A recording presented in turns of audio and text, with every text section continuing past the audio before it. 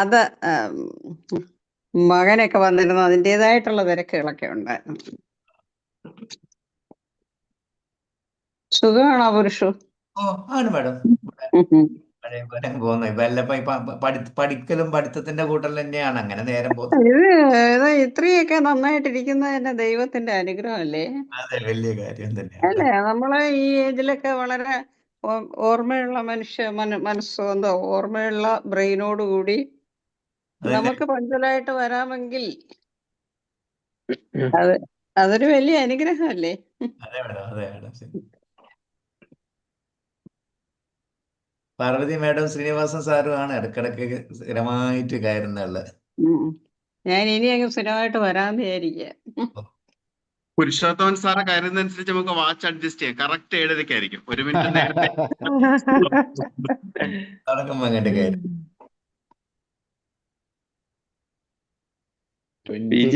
കേറിയിട്ടില്ലെന്ന് തോന്നുന്നു. ക്വസ്റ്റ്യൻ ചോദിക്കുന്നത് ചിലര് മുങ്ങിക്കളഞ്ഞു. നമ്മള് കുറച്ച് ആൾക്കാരെ ക്വസ്റ്റ്യൻ ആൻസർ പഠിച്ചു വെച്ചിട്ടുണ്ടോ? പിന്നോ ഡോക്ടർ ജ്യോതിയോട് പറഞ്ഞായിരുന്നു അതെങ്ങനെ കേറിയിട്ടുണ്ടോ ആലപ്പുഴ. ചില ക്വസ്റ്റ്യനും ചോദിച്ചിട്ട് ആരും റെസ്പോണ്ട് ചെയ്യാണ്ട് നമ്മള് സമയം കുറെ അങ്ങ് പോകും. അല്ലെങ്കിൽ നമുക്ക് ചാറ്റ് ബോക്സിൽ ഇടാൻ പറഞ്ഞാലോ സാറേ?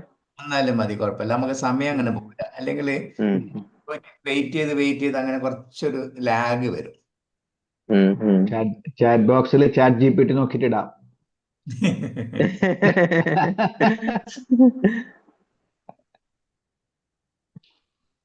പിള്ളേരോട് ശരിക്കും പിന്നെ ഇത് ഓണാക്കാൻ പറയണം, വീഡിയോ ഓണാക്കിയിട്ട് ഇരിക്കാൻ പറയണം എല്ലാവരോടും. ഇന്നലെ നമുക്ക് എന്തെങ്കിലും ഒരു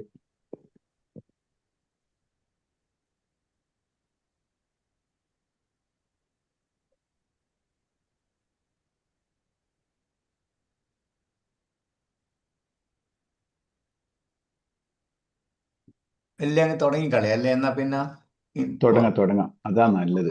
കാര്യം തുടങ്ങുമ്പോഴത്തേക്ക് നമുക്ക് 5 മിനിറ്റ് എന്നാ പിന്നെ തുടങ്ങാം അല്ലേ സാറേ? Good evening, everyone. As you all know, today VIP Kottayam has arranged an OSCE session which focus on the pediatric critical care. And today we have with us two eminent pediatric intensivists for discussing the OSCE question. And hope it will be helpful for the upcoming postgraduate exams. So with pleasure, I welcome the IIP Kerala President Nandakumar Sir, Secretary Dr. Gobi Mohan, IIP Kottayam President Dr. Jayaprakash. അത് ഇത് വരുന്ന echo വരുന്ന സാറേ? Sorry, ഞാനത് എന്റെ laptop of ചെയ്ത, ഞാൻ മൊബൈലിലാണ് കയറി. ഒന്ന് മതി. ഓക്കെ സാറേ, ഇപ്പൊ കേക്കാവോ? ശരിയായോ? ശരിയായി. Okay, so with pleasure, I welcome IIP Kerala President Dr. Nandakumar Sir, Secretary Dr. Gobi Mohan, our Kottayam IIP President Dr. Jayaprakash Sir, Secretary Dr. Ranjit, Senior Faculty Purushothaman Sir, Sushma Madam, and today's discussants Dr. Shilpa Abraham, Intensivist, Believers Church Medical College, and Dr. Jyothi, Intensivist, TD Medical College, Alappuzha, and also all the participating IIPNs and postgraduate students to the program. Thank you. So we can start the program, I think.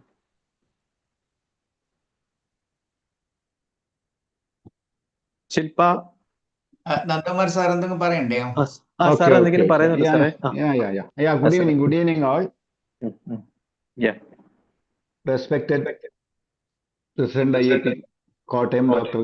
Jayaprakash, Secretary Dr. Ranjit, and Dr. Benikutan, Dr. Gopi, and Dr. Thomas Varghese, and today's faculties Dr. Shilpa, Dr. Jyothi, and senior teachers Dr. Sushma Madam and Purushottam Sir, and other seniors and my dear PGs.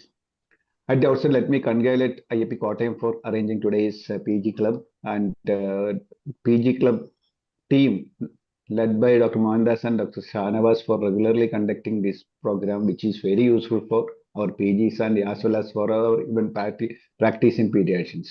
Today we have a very interesting OSCE on our intensive care, this pediatric emergencies, And the faculties, Dr. Shilpa Abraham, she gave us a talk on dengue last. That was well appreciated by a lot of people, not only from Kerala, even outside people, because such was a wonderful talk. And another one is Dr. Jyothi. Without wasting time, I over to Dr. Thomas Varghese for further proceeding. I wish all the very best for this program and happy learning. Thank you all. Okay, sir. പിന്നെ വേറെ ആരും ബിനിക്കുട്ടൻ sir പറയുന്നുണ്ടെന്ന്. Nothing to say. We can start. Okay. I think we can start the program. It's already 7:36. Shilpa. Shall I start? You can start. Okay.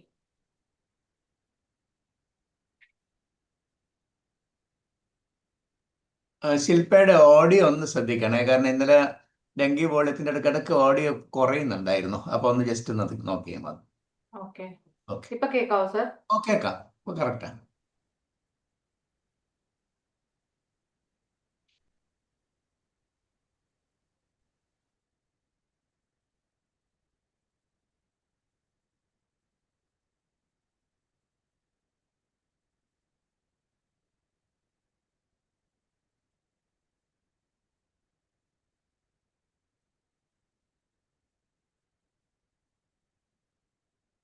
My slide visible? Yes. Okay.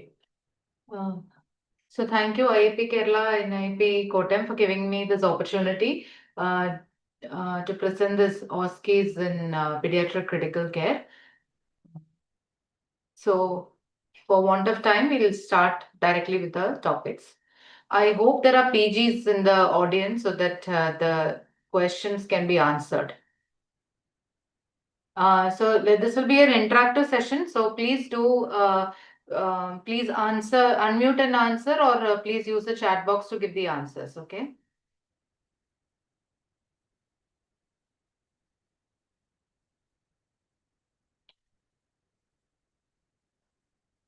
Okay. So this is the first case. We have a 5-year-old child with fever, cough, and breathing difficulty. Excuse me for the spelling mistake. Okay. So 5-year-old child with fever for 2 days, cough and for 2 days, and breathing difficulty since 1 day. And the child is presently alert. Heart rates are 140, respiratory rates are 44, BP 160. There is child has a temperature of 100. There's mild subcostal intercostal retractions. Chest there are bilateral crepes, and saturation is 87% in room air and 97% once you've kept 2-3 liters nasal prongs. So this is the X-ray. So the questions are, what is the lung ultrasound protocol used in the diagnosis of respiratory distress? How will you classify this child according to the PALIC 2 guidelines? And mention the severity classification of ARDS. Can somebody, any PG please take this question?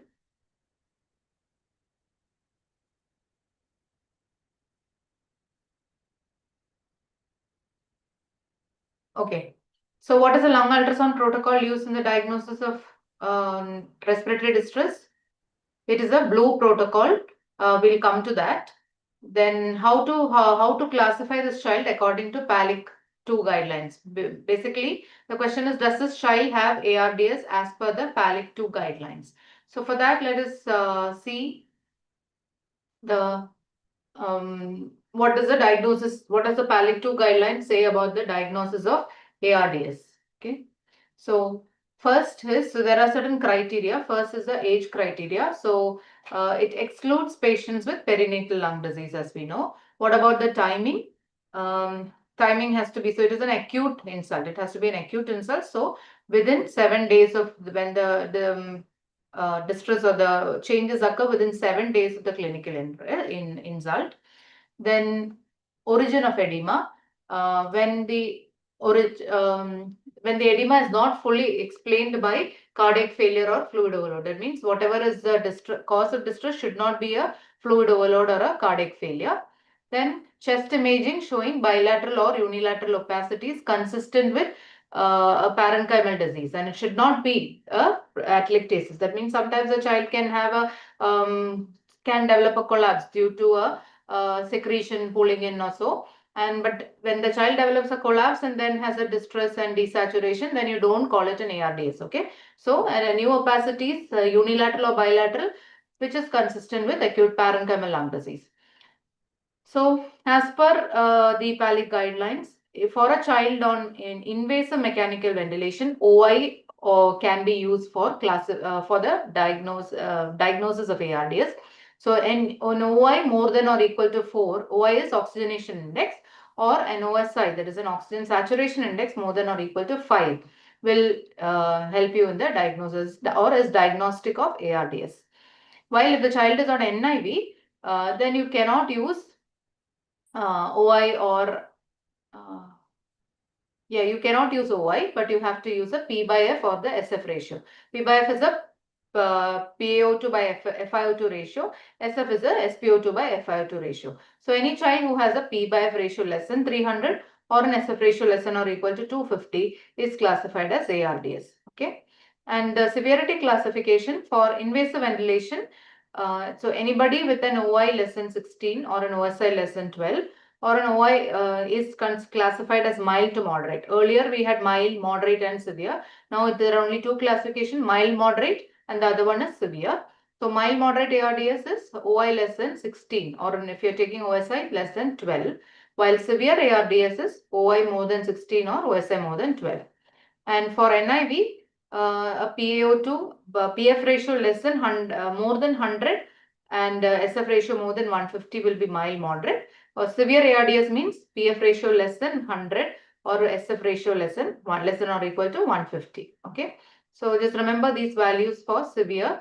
For OI it is 16 and OSI it is 12. For PA by F ratio it is 100 and SF ratio it is 150.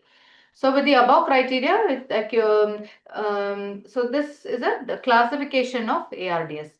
So basically we should remember that as per PALIC, only children on NIV and or invasive mechanical ventilation will be or can be classified as ARDS. So what is the class? How do you calculate OI? If possible, please put your answers in the chat box or please unmute and answer. So OI is a map into FiO2 by PaO2, while OSI is a map into FiO2 by SpO2. So here OSI is a non-invasive way. You don't need a ABG to do OSI. You can just look at your saturations in the monitor and you can get your OSI. Okay, so to overcome that difficulty of getting an ABG or putting an arterial line, the PALIC 2 has included OSI also now. Now, when SpO2 is used, ensure that the SpO2 is, that is when you're calculating SF ratio, use make sure SpO2 is less than or equal to 97%. And the diagnosis of PARDS on NIV also requires a full face mask interface. That means NIV nasal, there is a nasal prong NIV, you cannot classify the child as ARDS, but only if the child is on a face mask, then NIV, you can classify this child as an ARDS. So can this child be classified as an ARDS? No, because this child is not on NIV or IMV. Then what is this child having? Yeah, so there are two more categories as per PALIC 2. One is possible ARDS, the other is at risk for ARDS. So what is possible ARDS? Possible ARDS means that is for any child who is on a nasal interface like a HFNC or a nasal BiPAP or CPAP or whatever. Okay. So if they have an a P by F ratio less than 300 or SF ratio less than 250, then you call them as a possible ARDS. Okay. So for children on nasal, NIV or HFNC, you can classify them only as possible ARDS. And this child of ours is at risk for ARDS. At risk for ARDS means what? Any child who requires oxygen to maintain a saturation more than 88% will be classified as at risk for ARDS. Oh, sorry.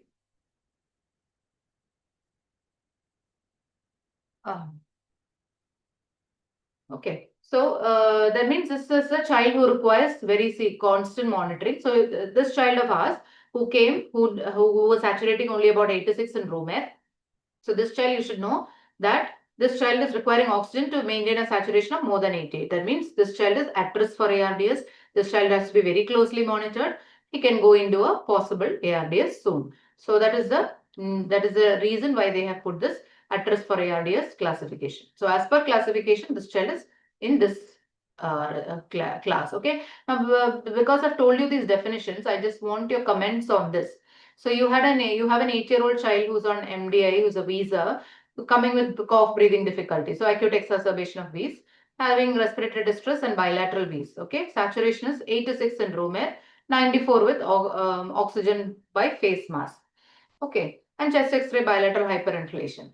So the intern or JR or whoever says this child is at risk for ARDS. So do you agree?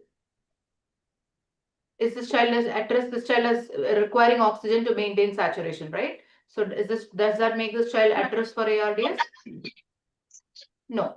Why not? Because PARDS. So we are talking about diagnosis of possible ARDS or ARDS in children without airway obstruction. That means if the child cause of the respiratory distress is solely airway obstruction, then you should not diagnose PARDS. Okay, so just because child has desaturation doesn't mean child has ARDS.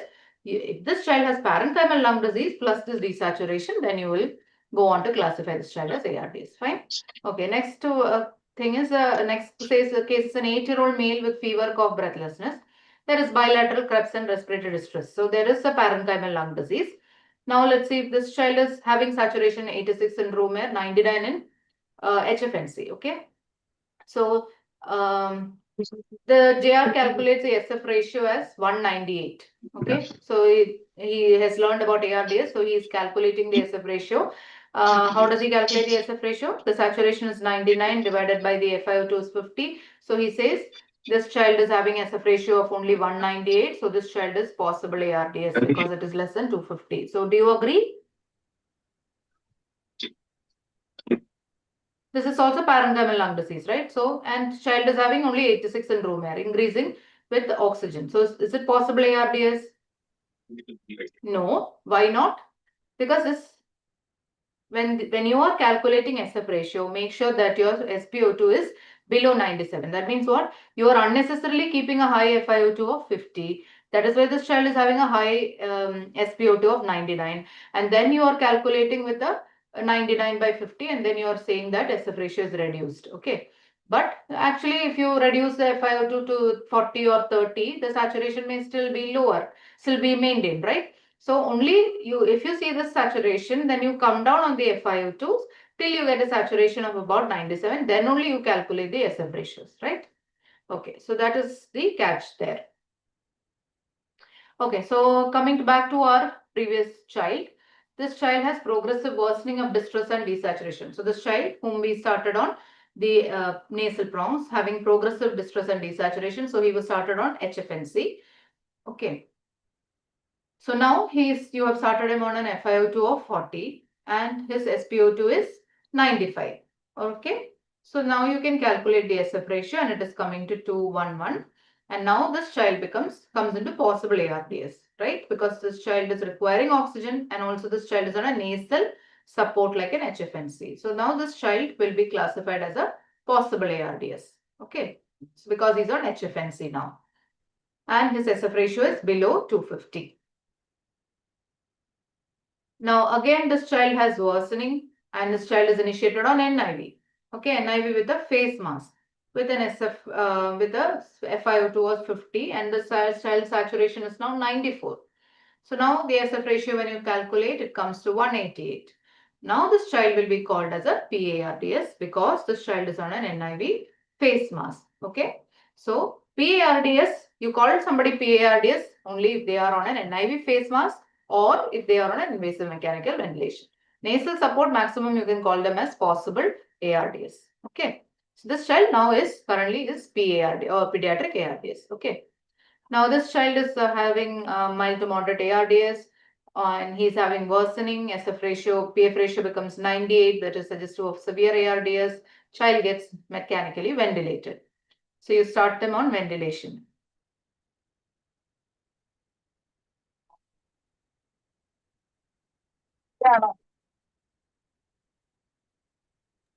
Yeah, so can somebody identify these, what are these blanks?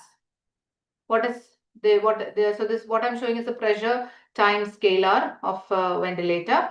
So what is this? What is one? What pressure is this? Peak inspiratory pressure. Ah, good. So this is the P peak or the peak inspiratory pressure. What about this? What is this pressure? This base pressure. Peak. Very good. So this is the PEEP. Okay. And then what is this? This pressure. So somebody has put an inspiratory hold for about 3 seconds, and then you're getting a pressure. So what pressure is that? Plateau pressure. Plateau pressure. Very good. So that's a plateau pressure. And then this difference between this plateau pressure and the peak is what? That is the 4, which is that? Driving. Very good. So that is the driving pressure. Okay. So these are the important pressures that you look for in a child with ARDS. Okay. Yes. So what are the targets of ARDS ventilation? This child is on a sorry, I think one slide can't be seen. Okay, so this child is on a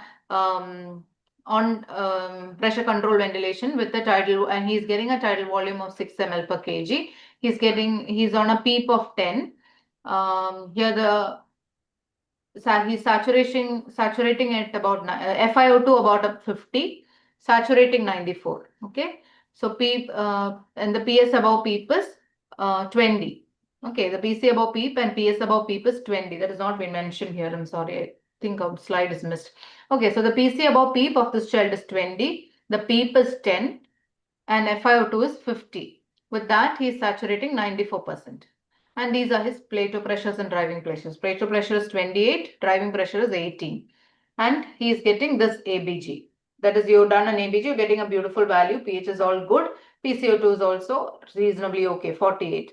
Is this fine, or you want to make any changes? What are the strategies of ARDS ventilation? Anybody, just few strategies that you can mention?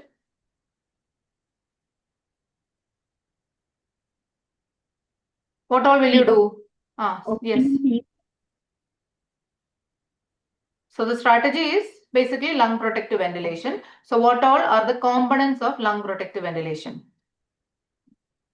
Optimum peak required for maintaining. Very good. So that is the most important thing, is maintaining an optimum PEEP. Okay. Second. Then tidal volume to be maintained 6 to 8 ml per kg. Is it 6 to 8? It is 4 to 6. Good. Low volume, low tidal volume ventilation. Very good. Then Plateau pressure should be equal to less than 28. Very good. Then and driving pressure maximum should be 15.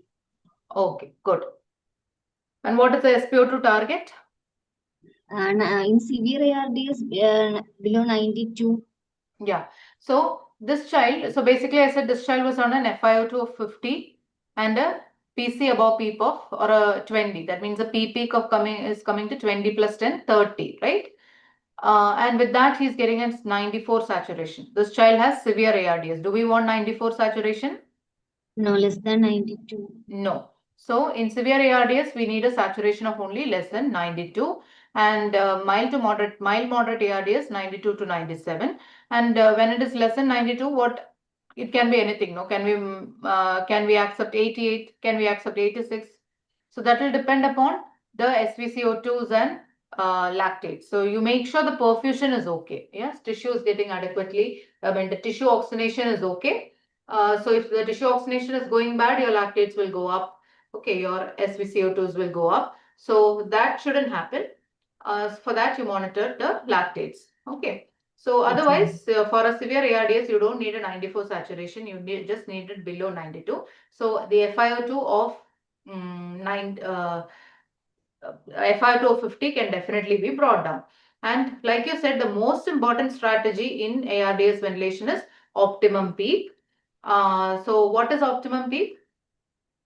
A PEEP which maintains the lung in FRC. So so we are all breathing at FRC, right? So normally we breathe at FRC. In ARDS, because it's the lungs get collapsed and you will have the lung is below FRC. So you're applying PEEP, bringing back the lung to FRC. So that PEEP which brings back the lung to FRC is optimum PEEP. How do we understand that? That is, one thing is we can use the PEEP FiO2 table, which is available. Okay, the ARDS net protocol PEEP FiO2 table can be used. The second thing that we commonly use, or more commonly used in ICUs, is an incremental PEEP titration. That means you go on increasing the PEEP without changing any other parameters. And then you will, at some point, you will see that, so initially you will have an increase in SpO2, increase in tidal volumes, your compliance will be better.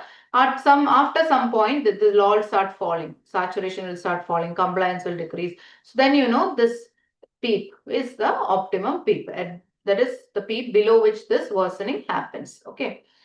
So I think we'll come to that later. And then tidal volume, again 6 ml per kg is what is targeted, but even in very bad lungs, even up to 4 ml per kg is enough. And Plato pressures, usually less than 28 is what is targeted. But if with poor chest wall compliance, that means very obese patients or fractures or chest wall problems like an SMA patients with muscle disorders and all, then you can go up to 30, accept up to 32. Driving pressures, not more than 15 will be the target. What about ABG? Is this a good ABG for a child with severe ARDS?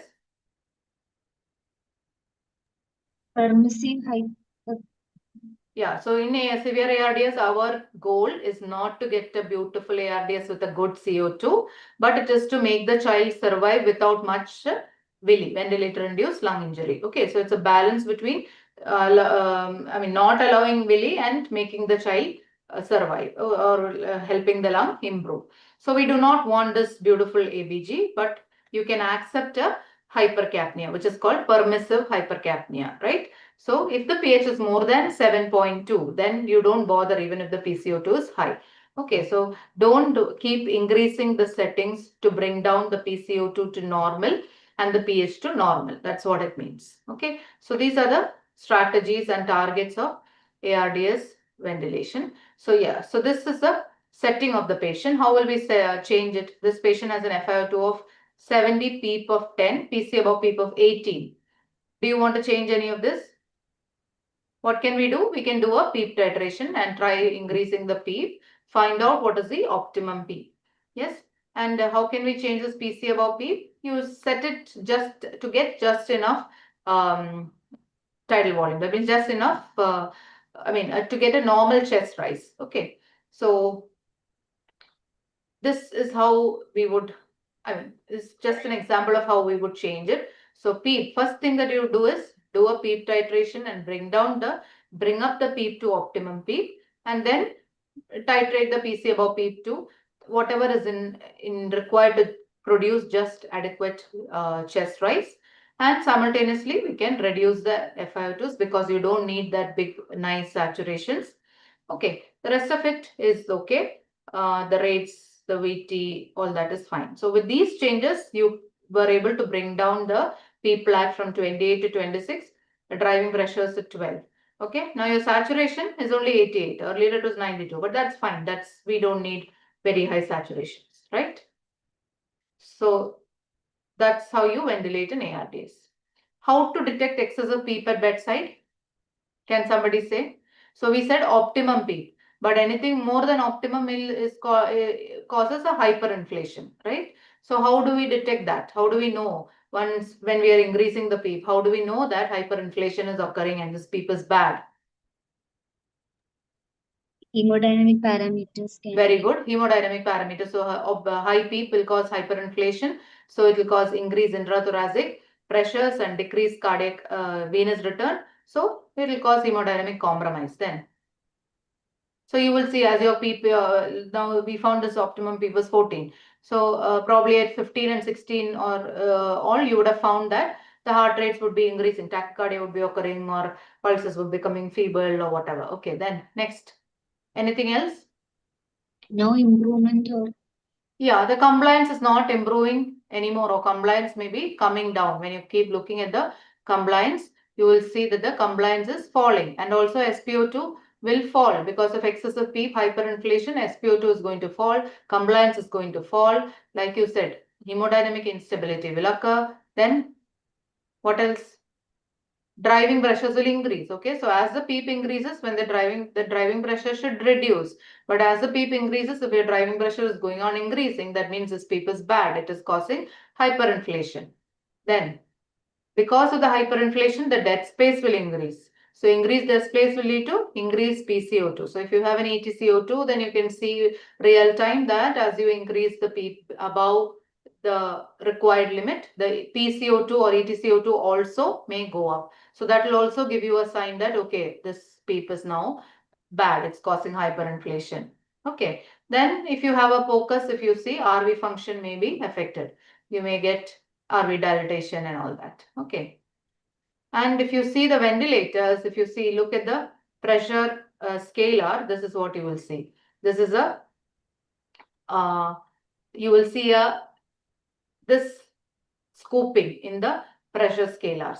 It also suggests a hyperinflation and a high PEEP. Okay, higher than optimal PEEP. So then, you know, if you look for all these parameters, you know that, okay, what now my PEEP has gone up the optimum range. So let me bring down. So you keep titrating up and down till you find your optimum PEEP. Okay. Yes, ma'am. Okay, so this is about the blue protocol. As I mentioned earlier, this is the protocol for diagnosis of what is blue. What is the expansion of blue? Bedside lung ultrasound in emergency. Okay, so that is so what are the points in blue protocol? First thing that you will do is look for lung sliding, and then if lung sliding is there or not, that is the first thing that you will see. So if lung sliding is there, and if there is bilateral B profile, it is likely to be pulmonary edema. If lung sliding is there and it is bilateral A profile, okay, that means everything looks normal. So then it could be, if they find a thrombosed vein somewhere, it could be a pulmonary embolism. But if the veins are all free, if you look at the flaps, that means the posterolateral areas, and if you find the shred sign and all that, then that may be suggestive of pneumonia. Otherwise, if there is no flaps, that means lung is totally okay. Lung sliding is there, A line is there, and there is no flaps, then it is suggestive of probably an asthma. That is a obstructive airway disease. Okay. Similarly, if lung sliding is abolished and there is bilateral A profile, that means no lung sliding, bilateral A profile is suggestive of what? Most likely a pneumothorax. If you see a lung point, it is confirmatory for a pneumothorax. And abolished, and if you're seeing lung sliding absent, and if you're seeing B profile, then it is called as, it is likely to be a pneumonia consolidation. Okay.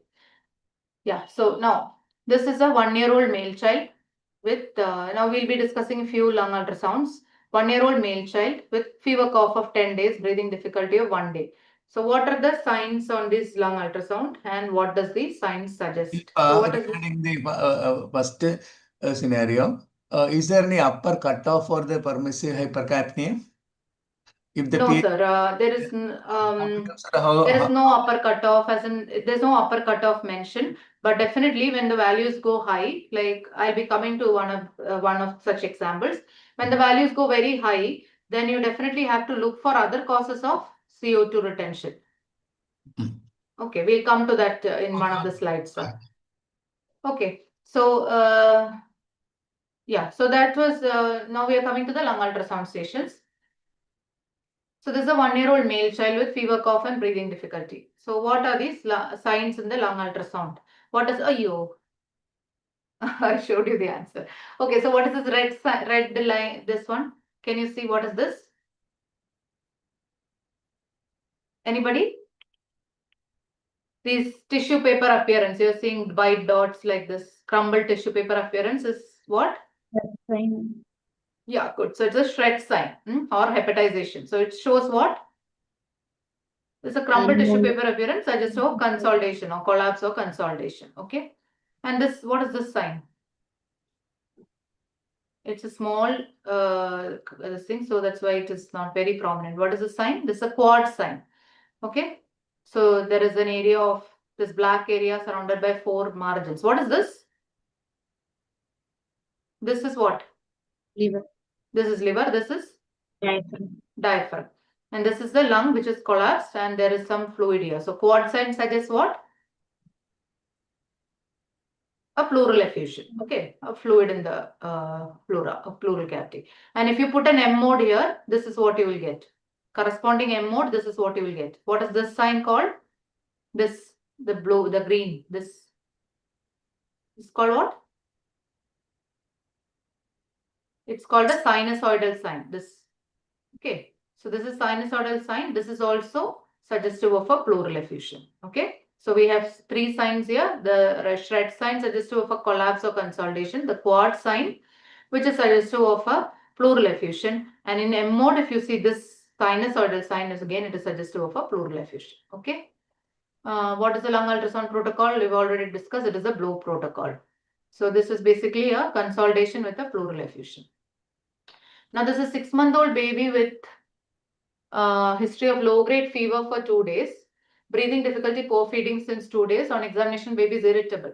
Baby has tachycardia of 188, tachypnea 70, BP is 60/80. Central pulses are felt, but peripheral pulses are feeble and cold extremities.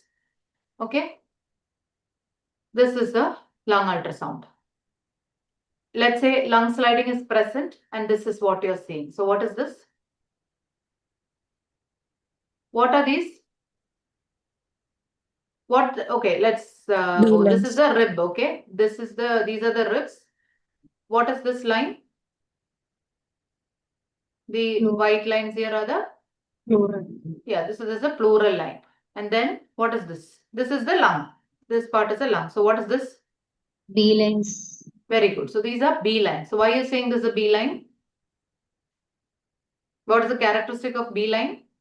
Tell me 3 characters of B line. Vertical artifact. Vertical na matram parnja pora. Vertical means extending from vertical. You will see many vertical lines, but they are all not B lines. For the vertical lines to be called B lines, they should be extending from the pleural line. Yeah, very good. Extending from the pleural line to the end of the screen, right? From here right through here. And that is one. Then second characteristic.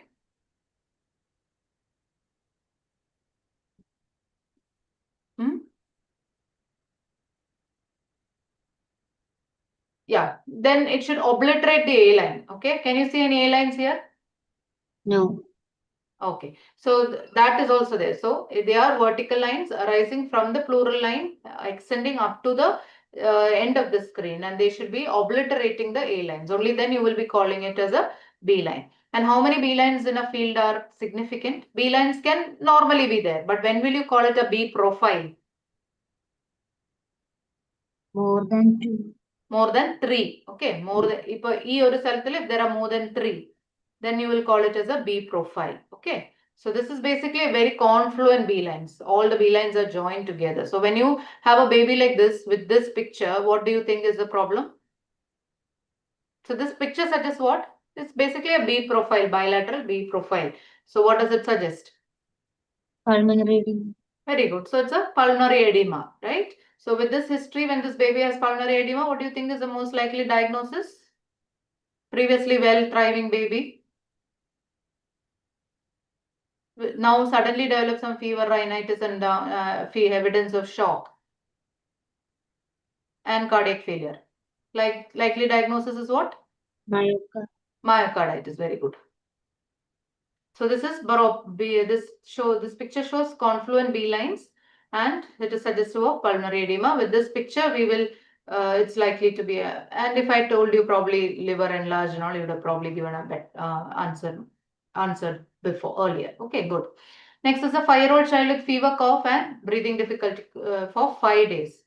This is these are the right and the left side. Here you're seeing the pleura here. Okay, what lines are these? What are these lines? A lines. Very good. So these are A lines. So the A lines are the horizontal artifacts and the lung sliding is there. Okay. So you're having bilaterally lung sliding is there. Bilaterally A lines only are there. So what is this? This is called as a profile. Okay. So what is this likely to be? Everywhere you've seen, all fields you've seen, and you're only seeing that lung sliding is there and A profile is there. So what could this be?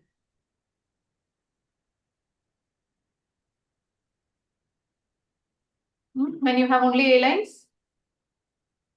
So as per your Brew protocol, otherwise also you can remember, as per your Brew protocol, when your lung sliding is present and you have A profile and your veins are all free, then you have to think of a hyperinflated lung. Means the lung is otherwise normal. You don't have any features of collapse or consolidation or fluid, but it is just that there is hyperinflation, just air. Okay, so normally also lung has air. In asthma, also lung has air. Only thing it is hyperinflated. So it will not look any different from a normal lung. Okay. Yes, ma'am. Yeah. Okay, so this I'm sure everybody will answer. This is a 10-year-old boy who's brought with RT and in respiratory distress.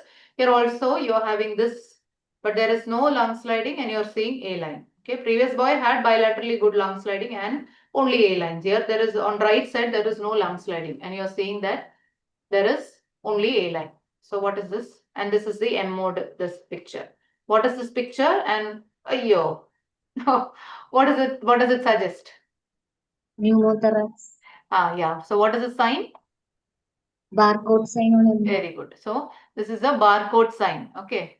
It looks like a barcode, no? So normal lung, what is the sign called? Normal lung looks like a seashore. Here it will be like this and here it will be grainy. But the entire lung looking like this is a barcode sign. It is suggestive of pneumothorax, but it's not confirmatory. A confirmatory sign of pneumothorax in lung ultrasound is what? If you see a lung point, that means ഈ barcode sign താഴോട്ട് പോകുമ്പോൾ normal ലങ്ങിന്റെ signs കാണുവാണെങ്കിൽ at one point you will see that partly it is barcode, partly it is seashore. Okay, so when you're seeing that is a lung point, that is confirmatory. Okay, now we'll go and see some ABGs. So this is a 10 kg 1-year-old 10 kg child on ventilator for pneumonia and septic shock. Okay, this is the ABG. Please take out your pens and pencils, quickly answer the questions. The pH is 7.2, PCO2 of 40, PO2 of 62, bicarb of 16, sodium 143, potassium 2.7, chloride is 102, lactate is 4. So what is the acid-base status? 3 causes of high anion gap and normal anion gap metabolic acidosis. What are the interventions that you will do for this acid-base status of this child? Does anybody want to go, or shall we go directly to the interpretation? I think for want of time, we'll directly move on to the interpretation. So approach to acid-base disorders. So first thing is we should know what's the basic pH. It is 7.35 to 7.45. Then PO2 is normally 80 to 100. Usually PO2 in the acid-base disorders in the interpretation, PO2 we do not see. It is only for oxygenation status. PCO2 is 35 to 45. Bicarb is 22 to 26. These are the normal values. But for the purpose of interpretation, for ease of interpretation, we will use these values, the mid values. pH of 7.4, bicarb of 24, and a PCO2 of 40. Okay. So what is the first step in interpretation? First is look at the pH. So look at the pH means if the pH is less than 7.4, then you say there is acidosis. pH more than 7.4, you call it alkalosis. Okay. Second step you have to find out. So first step you are finding out whether there is acidosis or alkalosis. And the second step you are finding out, is the acidosis or alkalosis metabolic or is it respiratory? So for that you look at the PCO2 and bicarb. In acidosis, if the PCO2 is more than 40, it is a respiratory. So PCO2 rising means it is a respiratory acidosis. Bicarb falling means it is a metabolic acidosis. Bicarb falling means less than 24. Okay. Then if alkalosis, that means if your pH is more than 7.4. Again, if your PCO2 is falling, it is respiratory alkalosis. So PCO2 less than 40, it is respiratory alkalosis.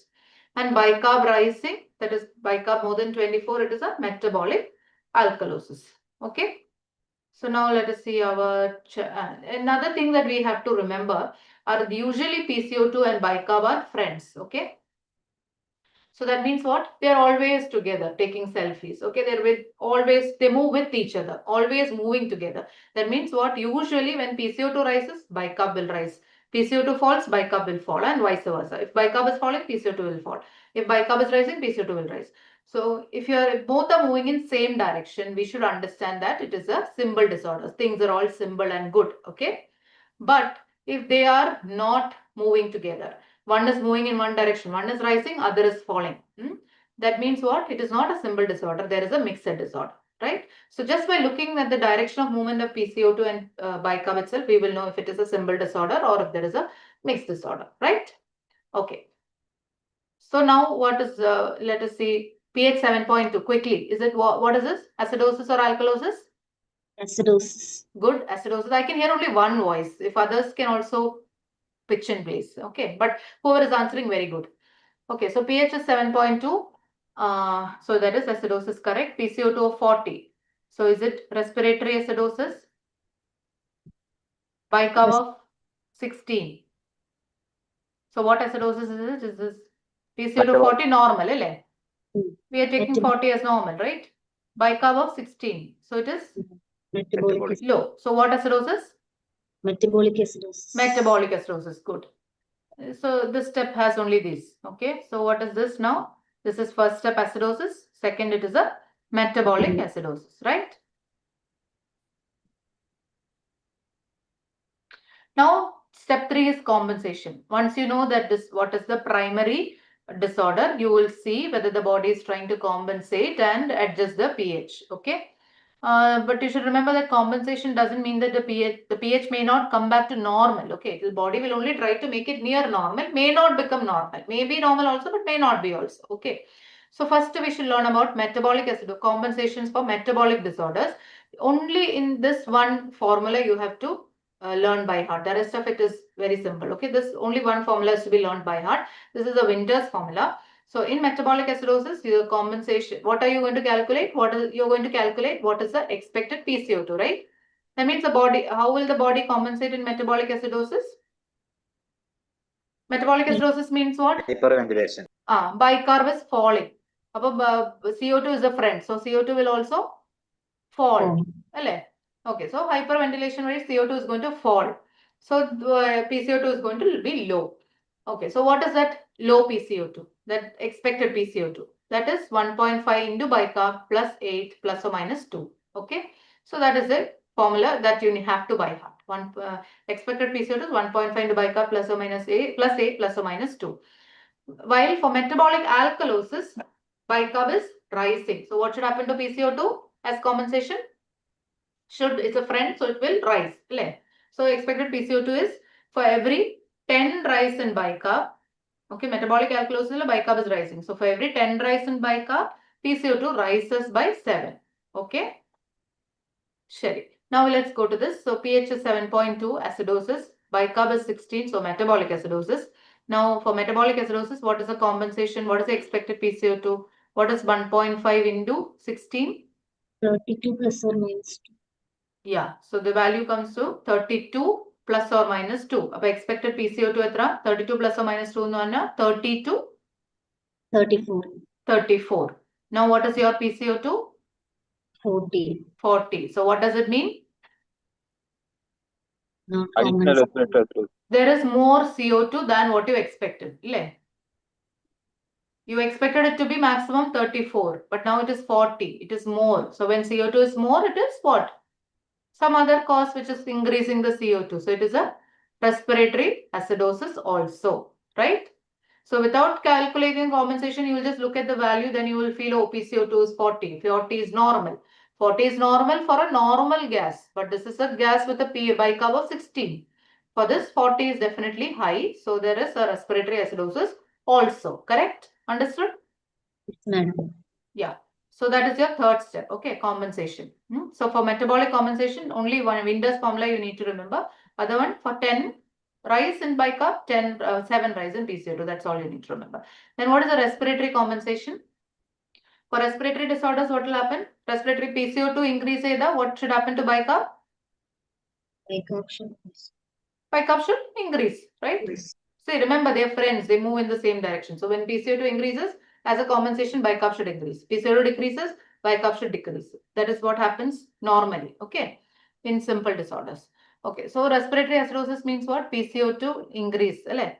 So Yes, for respiratory disorders, you should know whether it is acute or chronic. So that is usually by the onset. So if it is less than 3 days, if your disease is less than 3 days duration, then you call it as an acute disease or acute disorder. More than 3 days, it is taken as chronic disorder. Why this difference? Because acute means the kidney doesn't have enough time to compensate. After about 3 days, kidneys will compensate more. So your changes will be more. Okay. Based on whether it is acute or chronic, you will have the values will be different. So here you should just either a table, right? If you remember, then it is very easy. So respiratory acidosis, for acute respiratory acidosis, for every 10 change in PCO2, what is the bicarb change? Bicarb is going to increase by, respiratory acidosis means PCO2 is increasing. So for a 10 increase in PCO2, bicarb will increase by 1. Okay. And for a chronic respiratory acidosis, for every 10 rise in PCO2, bicarb will increase by 3 because it is chronic and there is more time for kidneys to compensate. Okay. For respiratory alkalosis, it is this. For every 10 fall in PCO2, bicarb will fall by 2. And for chronic, for every 10 fall in PCO2, bicarb will fall by 4. So if you remember this, table on docket 1, 2, 3, 4 area, it is easier to remember. And write respiratory acidosis first. C comes before L. Upon the acidosis, you should remember that acidosis should be written first, alkalosis later. And you should remember that chronic will always have higher values. It's almost double. Acute and a double almost in chronic. So if you remember this, it'll be easy for you. Okay. Yes, So for acute, 1 and 2, and for chronic, 3 and 4. Okay, so that was just to tell you. Next step for a metabolic acidosis. If it is a metabolic acidosis only, you will go further. Otherwise, if it is respiratory, your interpretation ends with your step 3, that is compensation. If it is metabolic, your next step is anion gap. What is anion gap? It is the unmeasured anions. Usually, it is composed of what? Albumin. Okay. So anion gap is calculated as sodium minus chloride plus bicarb, right? So that means whatever measured cation minus whatever measured anions. That is the unmeasured anions. Normally it is 12 plus or minus 2. So anything more than about 16 is taken as high anion gap, and anything less than 16 is taken as normal anion gap. Some different books say different value. Okay, some say 12, some say 14. So roughly you could say 14 to 16. Okay. Now can you calculate the anion gap for this child? Sodium is 143, chloride is 102, bicarb is 16. So what's the anion gap? 25. 25. So is it normal anion gap or high anion gap? High anion gap. Okay, so this is high anion gap, metabolic acidosis. Very good. Now one thing about anion gap you should remember is that what is corrected anion gap? We said anion gap actually measures the unmeasured anions. Usually the common unmeasured anion in our body is the albumin. So if the albumin is low in hypoalbuminemia, when you measure the anion gap, it will be low, falsely. Okay. So then you can correct that anion gap by using the patient's albumin.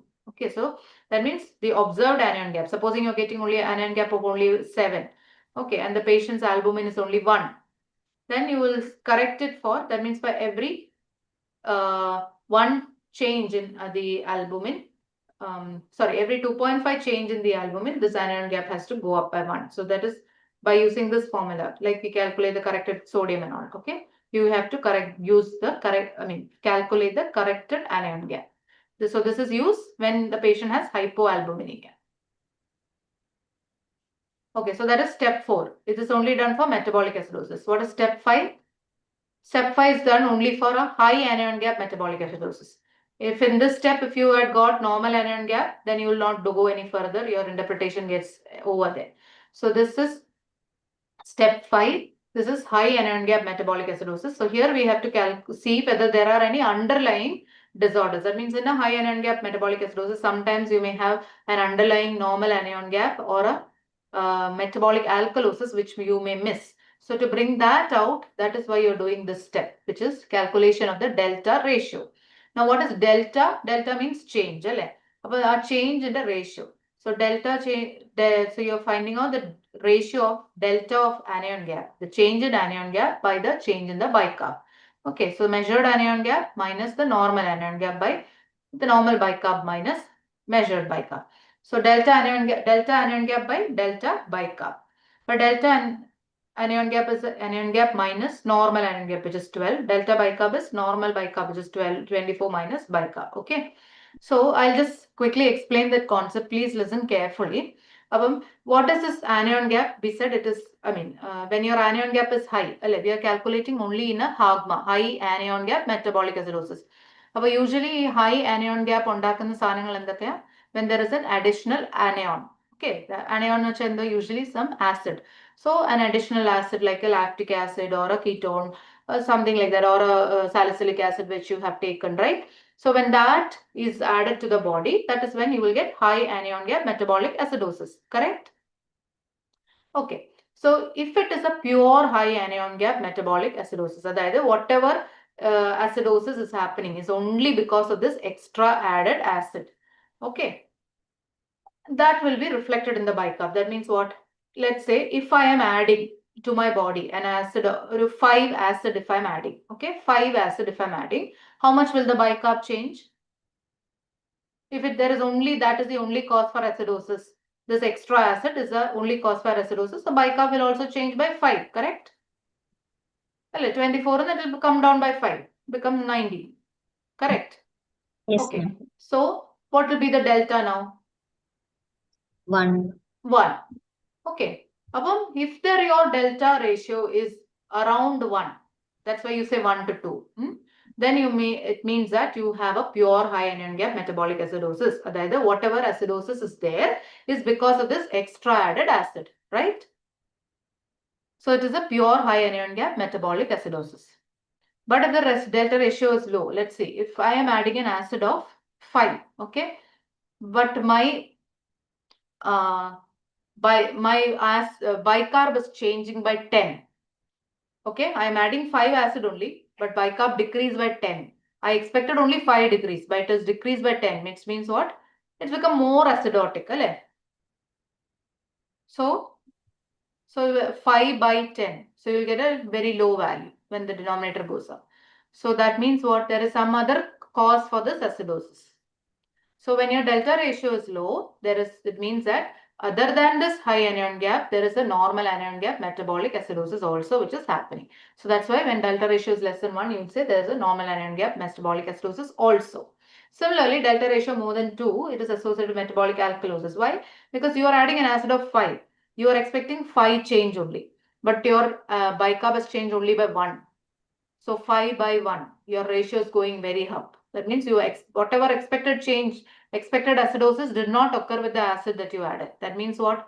There is some factor which is causing some alkalosis. Okay, so that is why delta ratio more than 2 means associated metabolic alkalosis. So I just told you the concept so that if you, just mugging up, you may not remember that. So when the delta ratio is low, it means associated non-anion gap metabolic acidosis. More than 2, it means an associated metabolic alkalosis. Okay, now this child, the delta ratio is 1.6, so it is a pure high anion gap metabolic acidosis. So what are the causes of HAGMA? Common causes we know, small, ketosis, uremia, salicylate, methanol, acetic acid poisoning, lactic acidosis. What intervention will you do for the high anion gap metabolic acidosis? This child has shock, I said. What intervention will you do for this acidosis? Will you give bicarb? No. No, very good. So you will not give bicarb. It is basically correction of whatever is the cause. If it is shock, correct the shock. If it is ketosis, correct the decay. If it is uremia, correct that, right? Okay. What are the causes of NAGMA? Most common cause of non-anion gap metabolic acidosis is diarrhea. The causes are renal tubular. So anything which is causing some bicarb loss, like renal tubular acidosis, or a chloride rise, like a hyperchloremia, excess chloride containing fluids, bicarb loss through small bowel fistulas, okay, or by carbonic anhydrase inhibitors, right? Quickly, another gas. This is a 1-year-old child with severe ARDS on ventilator. This baby also had shock, currently resolved. So this is the same baby who had shock, your previous baby, but this baby now developed ARDS. His shock is now over. What is the acid-base status? Quickly, what is the pH? 7.23. What is it? Dosis. Acidosis. What is the PC? Is it metabolic or respiratory? Metabolic acidosis. pH is low. PCO2 is high. Are they going in the same direction? No. Are we expecting it to go in the same direction? Yes, but are they going in the same direction? No, right? Bicarb is falling, PCO2 is rising. Under the same direction, so it means there is a mixed disorder, right? Yes. Yeah, so there is a metabolic plus a respiratory acidosis here. Yeah, so we'll just discuss about this PCO2. What are the 3 possible causes of this? We already discussed about bicarb and all that. I mean the metabolic acidosis part. Just tell me what are the 3 causes of respiratory acidosis in this child, and what intervention will you perform? In this particular baby, what are the possible 3 causes? Shock is present. Sorry. Baby on ventilator with severe ARDS. Causes of respiratory acidosis. Type 2 respiratory failure. Type 2 respiratory failure. Okay, then that is basically a CO2 increase because of what? The question is because of what? Obstruction. ETT obstruction. Very good. ETT obstruction. Then anything else? Okay, let's go to the next one. Yeah, so it can be, these are few of the causes, common causes. It could be an upper airway obstruction, could be a tube block. It can be lower airway obstruction. That means the baby could be having a bronchospasm. It could be an impaired ventilation because the lung is not moving now, ventilating well. Probably there is a pneumothorax. Or it could be an increased dead space. Never forget that. Maybe somebody has attached a big HME filter to this baby, or use a big circuit instead of a small one. And the last is severe parenchymal lung disease. That means your ARDS has worsened, because of which your alveoli is now, diffusion is bad and your CO2 is rising. Okay. So all these will have its intervention. So let tube block on it, give suction. Bronchospasm on it, give Astelin. Pneumothorax, drain it. Right? Yeah. So for this child, it was a big circuit that was actually causing the problem. It was a 10 kg child, but you were using an adult circuit in this child. I mean a pediatric circuit, which was causing increased dead space and causing the CO2 rise. Okay. So this is an answer partly to what sir asked earlier. Is there an upper limit? So there is no upper limit mentioned anywhere, but you should all remember that. So what, see, the pH is 7.23. So as per your ARDS guideline, they say if pH is more than 7.23, you just ignore the PCO2, right? So that is only for what? Only for this. That is if the pH is because of your bad ARDS. If your CO2 is rising because of your bad lung, then you cannot do anything about it. So you don't try to wash out by increasing the settings. But definitely when you have a high CO2 of 92 or 60 or whatever, so when you are seeing high CO2s, rule out the other causes as I mentioned it. And when nothing else is there and you think it is because of the ARDS, only then we will say, okay, I cannot do anything about it. I'll not wash it out. Let's just accept it. Okay. But always make sure you rule out these things. Okay. Yeah. So your next station, 10-month-old infant with a fever rhinitis is brought for irritability, poor feeding, fast breathing. Baby is irritable and crying. Airway is maintainable. There's tachypnea, bilateral creps, tachycardia, pulse is BP 6440, pulses are feeble, pex periphery is cold. This is your rhythm. So what is the rhythm? What is the physiological status? I'll let that be the first question. What is the physiological status of this child? So, Shock, good, but shock in the, what is the severity of the shock? decompensated. It's a hypotensive shock. 10-month-old baby, 64 is low, 70 is the cutoff. So it's a hypotensive shock and respiratory distress, right? What is the rhythm? VT, madam. Yeah, so it is a VT. So it is a ventricular tachycardia with pulse. Is this baby stable or unstable? Unstable. Unstable. So unstable means what all? To say somebody is unstable, someone with an arrhythmia is unstable, what are the criteria? Quick. Shock, altered sensorium, poor perfusion. Okay. Or if in an older child, if the child has chest pain, all those things. Okay. So shock, altered sensorium, poor perfusion suggests unstable. Unstable physiological status. Okay, so that is important to know the stability of the child to determine the intervention. In this particular child, what are the most important interventions that you will do? First thing that you will do is? Synchronized cardiovascular. Okay, very good. Before that, will you do anything else?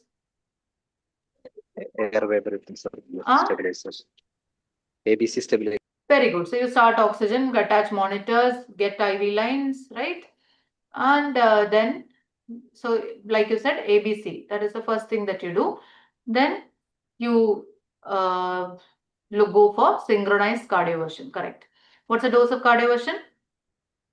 0.5. Yeah, 0.5, the starting dose is 0.5 joule per kg, you can increase to 1 joule if there is no response. Okay, so just quickly going through the algorithm. So this is a pulse tachycardia algorithm. So when you find that somebody has tachycardia, first thing you stabilize ABC, look at the ECG, 12 lead ECG if possible. Otherwise, you look at whatever ECG lead you have available.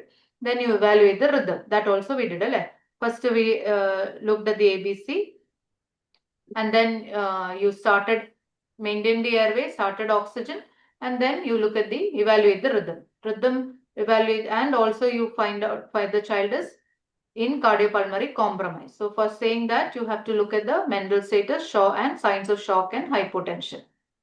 So if cardiopulmonary, so this child has cardiopulmonary compromise, right? Yeah. So if there is cardiopulmonary compromise, then what will you do?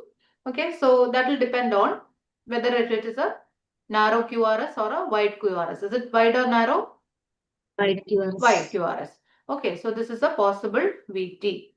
And so then what is the treatment? It is synchronized cardioversion. So for all patients with cardiopulmonary compromise, that is VT, SVT, whatever, what is the treatment? It is synchronized cardioversion. Okay. But if in SVT, if the child already has a line, you can try adenosine before you give synchronized cardioversion. Okay. Otherwise, tachycardia with shock or with unstable tachycardias, if you ask blindly, the treatment is synchronized cardioversion. Only in SVT, if line is present, you can give adenosine before that. And if the patient is stable, then again, if it is a narrow complex, it's possibly an SVT, then you can consider vagal maneuvers and also give adenosine. Yeah. If it is a wide complex tachycardia, what should you do? Stable VT. This was an unstable VT. Stable VT, as per PALS, is what? Give expert. You don't do anything. Child is active, playful, then you get an opinion before you do anything. If the rhythm is regular and monomorphic, you can try adenosine. Okay. Now suddenly your unstable child becomes unresponsive, stops crying, is gasping, pulses are not felt. So what is this? Now a child is in? Cardiac arrest. Cardiac arrest, good. What are the two most important steps in this child's management? Rhythm is the same. What are the most important steps? So what rhythm is this? This is a ventricular tachycardia, right? Yes. So what rhythm is this? Arrest rhythm. What are the 4 arrest rhythms? 4 arrest rhythms. VT, VF, pulseless, There are? ventricular, systole. Very good. So which are, you have a shockable rhythms and non-shockable. So VT, VF are the shockable rhythms. Asystole and PE are the non-shockable rhythms. So this is a shockable rhythm. The VT, so it is a shockable rhythm. So what is the 2 important things interventions that you will do? Any patient in cardiac arrest, first thing you'll do is what? Start CPR. Very good. Start CPR. And for a shockable rhythm, the next thing you will do is? Defibrillation. Defibrillation. Very good. What are the steps of high quality CPR? What is the important AHA update in the AHA 2025 BLS update? What is the important update regarding infant CPR? What are the updates in the post cardiac arrest care? Can anybody wants to take that question? Tell me, what are the steps of high quality CPR?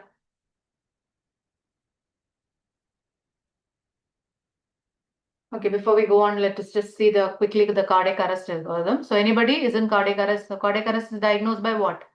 3 things. 1 is unresponsiveness. 2, no pulse. 3, no breathing or only gasping.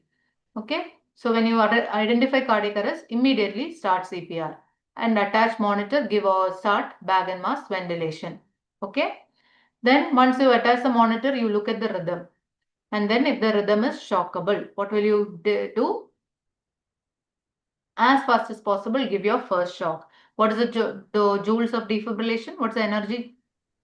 2 joules per 2 joules per kg. And as soon as you give the shock, what will you do? Will you check for pulse? No. You will immediately start CPR. Okay. Let us continue this part.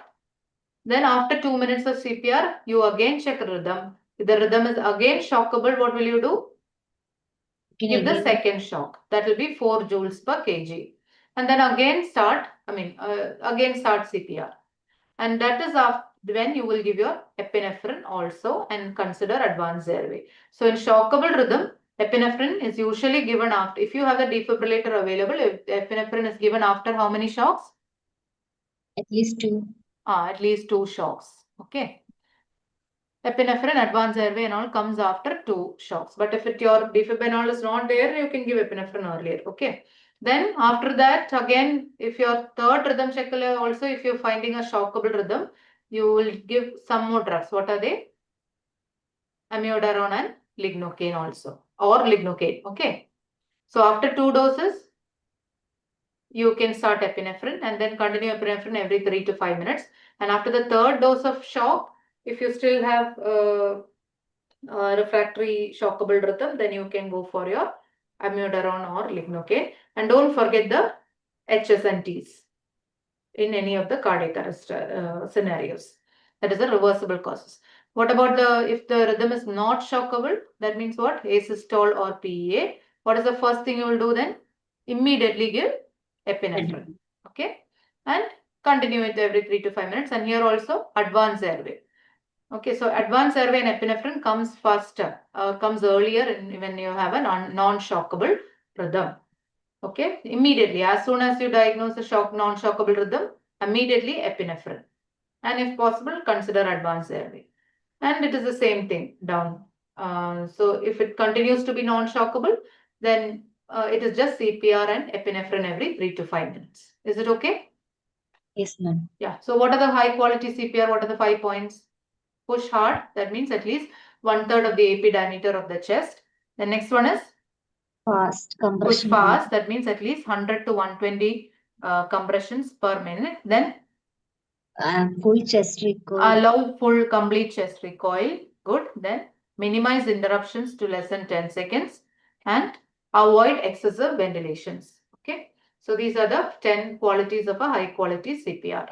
Okay. So what is this update in 2025 AHA which has come regarding infant CPR? So the 2-finger technique is no longer recommended. Okay. We have that earlier it used to be either the 2-finger or the 2-thumb encircling technique. Now the 2-finger technique has been taken out because it doesn't have enough. I mean, it doesn't produce enough cardiac output. So it does taken off. So you can now either do the 2-thumb encircling technique or a 1 heel technique, heel of the hand technique. Okay. You can compress with 1 heel. So that is the big difference in infant CPR. What about choking? What is the difference that has come? Adult as well as child choking. What is the maneuver used in choking? Heimlich maneuver, which is abdominal thrust. So now it is no longer abdominal thrust alone, but it is back blows plus abdominal thrust. That is 5 back blows followed by 5 abdominal thrusts. Just like in infants, we used to do back blows and chest thrusts. So similarly, in children and adults, now they recommend 5 back blows and followed by 5 abdominal thrusts. So that has also is a major change in the BLS choking guideline. Okay, what about the post? This is the last slide. Post cardiac arrest update. Post cardiac, when the patient has attained ROSC. What is ROSC? Return of spontaneous circulation. So here, what will you do? Well, you have to maintain the ABCs. So what is the SpO2 target? No, do not allow hyper or hypoxia. So 94 to 99. Maintain normocarbia.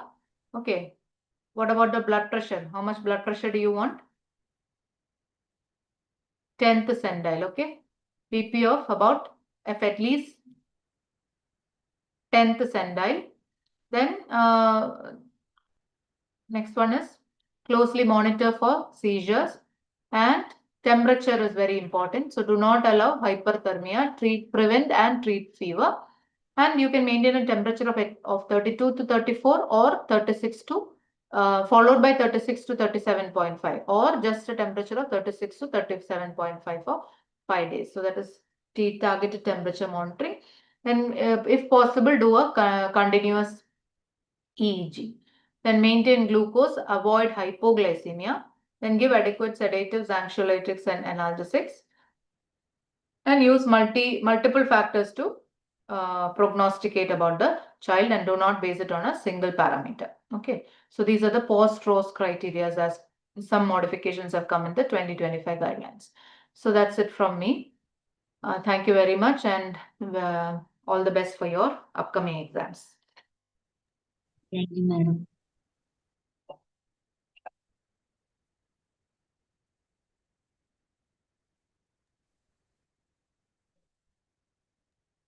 ജ്യോതിയുടെ പ്രസന്റേഷനും ഇല്ലേ ശില്പ?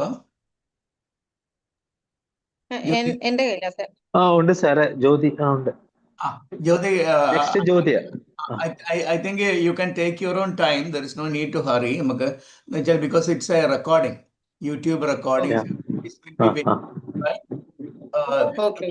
They can see. So there's no time limit. You can take your own time and finish off this thing. Okay, sir. Okay.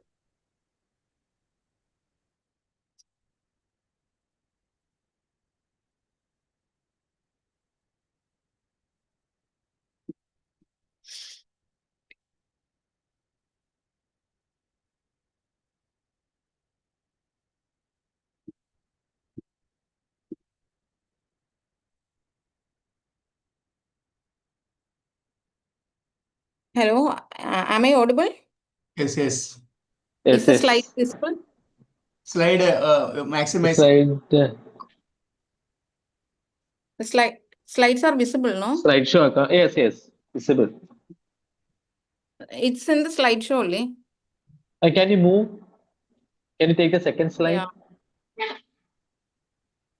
Yeah. It is a slideshow. Second slide. Small. Yeah. Okay, it's okay. Okay. Okay. So good evening, everyone. First of all, I would like to thank IAP Kerala and IAP Kottayam for giving me this opportunity. So without wasting much time, I will go to the scenarios. So we'll be discussing 4 cases. I need the residents to answer the questions by unmuting or either in the chat box. So we have the first question. So we have a 1-year-old male child weighing 10 kg presenting to emergency with history of fever, poor feeding and lethargy. And on primary assessment, the airway is open and stable. The child is tachypneic with a saturation of 93% on room air. On circulation, the child is having tachycardia with a feeble central pulse and an absent peripheral pulse.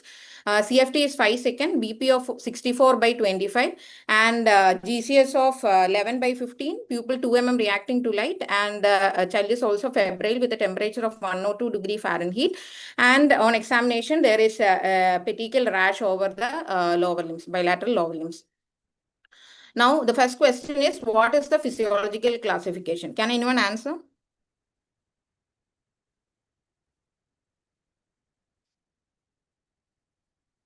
Annapurna? Joshua? Can someone answer the question? Decompensated shock. Okay. So what can be the probable cause? Sepsis, madam. Okay. So now the terminology is hypotensive shock. So the child is having respiratory distress. You need to say both the systems are affected. So respiratory distress and hypotensive shock. Probably the child is having septic shock. So this child has come to you in emergency. So how are you going to stabilize this child? How will you manage? Yeah. Airway breathing circulation. Okay. So what are the things that you are going to do? You can answer quickly. We can give O2 support to the child. Okay. Correct shock. Initially, we can give fluid bolus. Okay. What bolus you will give? How much you will give? 10 ml per, it is a hypotensive shock, so we can give 20 Okay. ml per kg. Okay. What fluid? Normal saline. Okay. And child is also febrile, so we can also give antibiotic. Okay, good. Then? Now the cause is septic shock. So what are the other things that you are going to do? We have to start immediately antibiotics, IV antibiotics. Take Yeah. blood culture. Inotrope Okay. support may be required. Okay, inotrope support may be also required. Okay, so we will start him on 100% oxygen by NRM. We will secure a wide bore IV access and send necessary investigation, especially blood culture, blood gas, CBC, inflammatory markers, and the organ function test. Then we will give bolus, which we will come in the subsequent slide how we will decide and all. And also we will start on first dose of empiric broad spectrum antibiotic. In this case, we can start him on ceftriaxone and vancomycin. Now, we will discuss regarding SSC 2026 guidelines. So, whenever you suspect septic shock, within the first hour of recognition of septic shock, you need to start the child on an empiric broad spectrum antibiotic, and always try to get a blood culture before starting the antibiotic. But even if you are not able to get blood culture, you need to start the antibiotic within the first hour of recognition of sepsis. And also, you need to measure the lactate levels, and rather than the initial lactate level during after our management, how the lactate trend is going, that is more important. So these are the things that we need to consider when you are managing septic shock. Now, regarding fluid bolus therapy, the volume of bolus that we need to give will depend upon whether we have an ICU setup or we don't have an ICU setup. Now, when you don't have an ICU setup and the child is not having hypotension, then the guidelines doesn't recommend giving fluid bolus. Now, if you have hypotension and the child is not in a setting with no ICU facility available, there we will give fluid bolus with each bolus volume of around 10 to 20 ml per kg, and maximum fluid bolus that they recommend in the first hour of management is 40 ml per kg.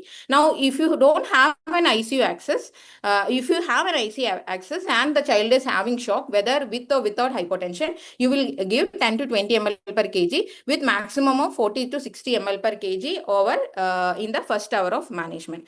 Now, so the fluid bolus therapy is not recommended if the child is in septic shock without hypotension in a setting where we don't have an ICU facility, and also if you have features of fluid overload or if the hypoperfusion is resolved. Now, so the maximum also is 40 to 60 ml per kg in those where we have ICU facility, and for maximum 40 ml per kg in those areas where we have no ICU facility and the child is in hypotension.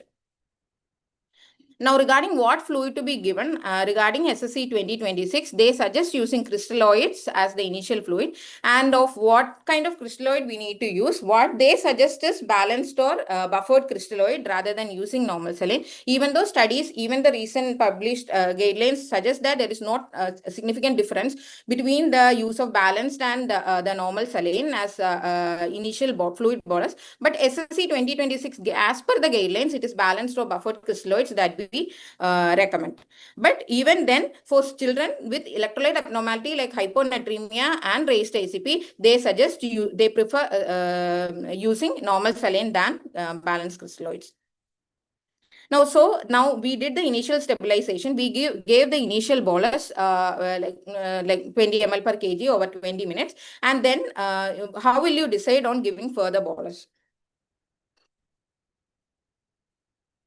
IVC liver span, madam. IVC, what you will see? Distensibility, collapsibility. Okay. Is there any other parameters? Okay. Liver span. Overload. Sorry? Liver span, madam. Liver spans. Okay. Clinically also you will look for features of fluid overload. Very good. Other than that, what we are going to see is the fluid responsiveness. Now, what is fluid responsiveness is that? What is this graph?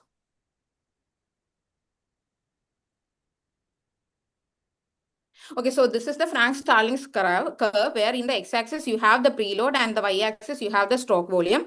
Now in the blue shaded area, you can see that when the preload is increasing, there is an increase in the stroke volume also. So when you are giving fluid in this area, you are going to have an increase in stroke volume. So that there is going to be an increase in the cardiac output. Whereas when you look into the orange shaded area, if you give a fluid bolus here, there is not much change in the stroke volume. So you are going, the child is not going to have a response to the IV fluid bolus you are giving. So how you are going to assess is, like, you are giving a fluid bolus and you are seeing whether there is an increase in stroke volume by 10 to 15% with 10 ml per kg of crystalloid bolus. But for assessing this fluid responsiveness, you don't need to give a fluid bolus. Rather, there are various dynamic indices which you can measure to assess fluid responsiveness. So to assess the fluid need, you have static and dynamic indices. So static indices are not very reliable. So this includes CVP, IVC diameter, and right ventricular end diastolic, right, left, or left ventricular end diastolic volume, the pulmonary artery occlusion pressure. But we will be discussing more into the dynamic indices, which include IVC collapsibility, pulse pressure variability or stroke volume variability, aortic flow velocity, and the passive leg raise test. So now, what is the basis regarding this variation or the change in stroke volume that is happening in this dynamic fluid assessment, dynamic indices that we are using for fluid assessment?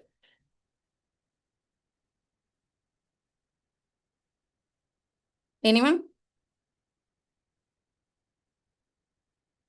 Okay, so we will see. So the basis of dynamic assessment is that in a so this is a child who is on ventilator. So in a ventilated child, during inspiration, you are giving positive pressure. So there will be an increase in the intrathoracic pressure and also increase in the 1 minute. So there will be increase in the intrathoracic pressure and also increase in the transpulmonary pressure. So what effect it is going to have on the LV and the RV output? So if you see in the RV, because of the positive pressure, the RA pressure will increase. So this in turn will decrease the venous return. So thereby it will decrease the RV preload. Similarly, because you are giving pressure to positive pressure, the lung is going to expand and the pulmonary vascular resistance is going to increase. So this in turn is going to increase the RV afterload. So the net effect of decreased preload, decreased RV preload and an increased RV afterload will be a decrease in the RV stroke volume. Whereas in the left side of the heart, what happens is when there is an increase in the intrathoracic pressure, the lung will expand and this in turn will decrease the left ventricular mural pressure. That in turn will decrease the left ventricular afterload. So it will be like the lungs squeezing the heart to eject the blood into the aorta. And also because of the increased intrapulmonary pressure and the lungs expanding, the pulmonary vessels will squeeze and will be emptying the blood into the left ventricle. So the left preload will increase. So during inspiration, in a mechanically ventilated child, there is decrease in LV afterload and increase in LV preload. So this is going to increase the left ventricular stroke volume. So this will be shown in the pulse pressure graphics as a wave with a maximum amplitude. So you will see a pulse pressure with a maximum amplitude in the initial phase of the inspiration. Now, when this decreased RV stroke volume traverses the total pulmonary transit time, and that is almost like 2 to 3 heartbeats.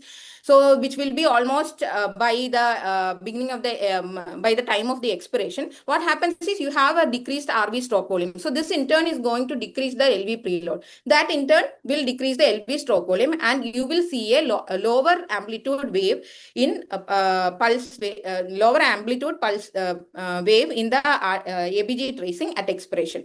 So when you see, this is the basis regarding measuring different dynamic indices in assessing fluid responsiveness, whether it is pulse pressure variability or echo parameters like IVC variability or the stroke volume variability or the VTI variability. So in pulse pressure variability, what you are going to see is you will calculate the pulse pressure maximum and you will calculate the pulse pressure minimum, and for calculating pulse pressure variability, it will be maximum minus minimum minimum divided by the mean, which will be maximum plus minimum divided by 2 will give you the pulse pressure mean. So here into 100 will give you the pulse pressure variability. Now another modality is the IVC variability. So here you can see, can anyone comment on the IVC on the first image? IVC is distended. The IVC is distended. Can you comment on the second image? Okay, the video. The second image. Collapse. There is IVC is collapsing and there is very significant variability. So how you will measure? You can have you can just have an objective assessment by seeing the image, and also you can put in an M mode and measure the IVC variability or collapse. You have IVC collapsibility, distensibility, and variability. Now IVC collapsibility you will use in spontaneously breathing patients, and distensibility and variability you use in mechanically ventilated patients. So when you put in M mode, you're going to get an image like this, and in this you will measure the minimum diameter and the maximum diameter, and again you are going to measure the collapsibility index, distensibility index, or IVC variability. So the difference is, in collapsibility index the denominator is going to be IVC max, distensibility index the denominator is going to be IVC minimum, and in variability whatever is the parameter where you are going to see the variability, then it will be the mean, which will be the in the diameter, in the denominator. So now next video you can see, and in the what you are seeing.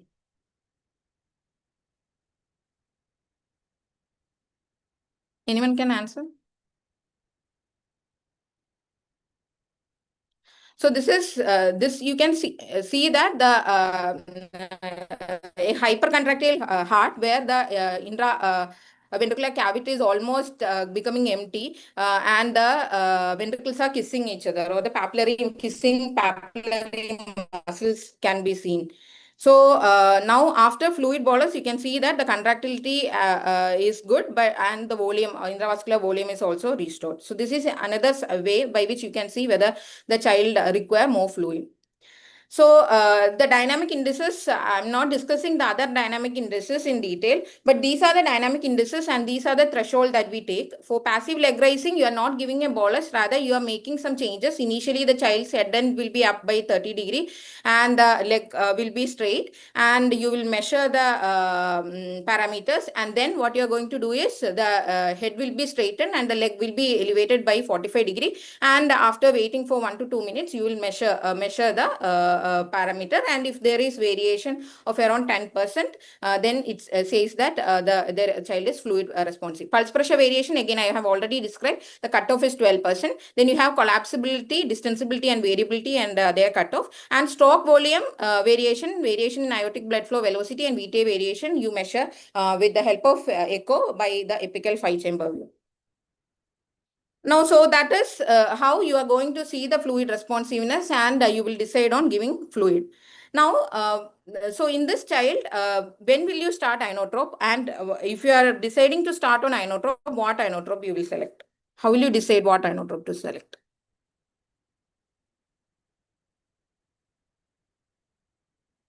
Anyone? Not responding to fluid bolus. Okay.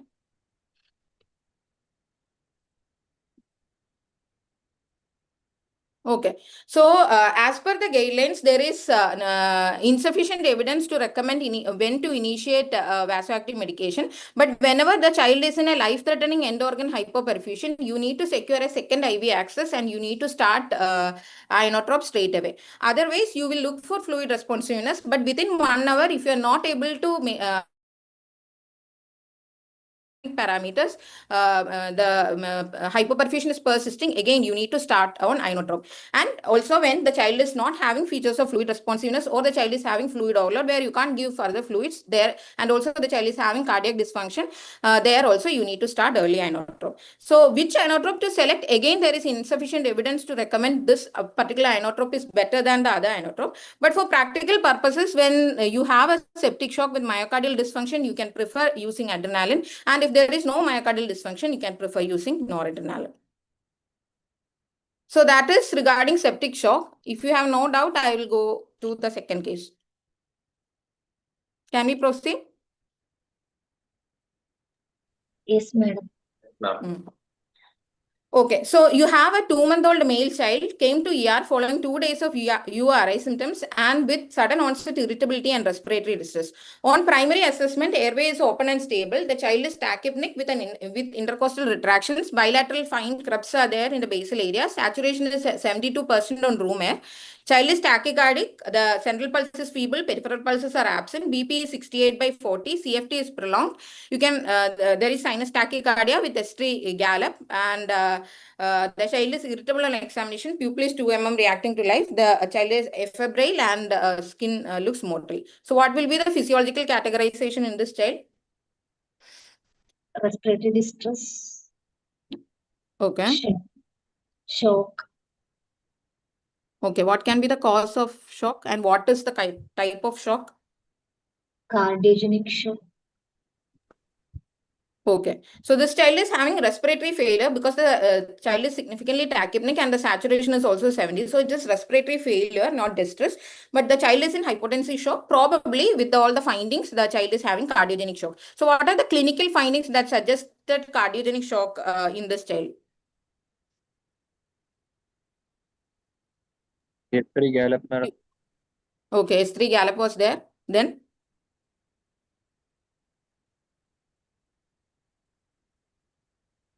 Or what are the findings you will look to see whether there is cardiogenic shock? What are the findings? Basal crepitation suggesting pulmonary edema, madam. Yeah, basal crepitation was there.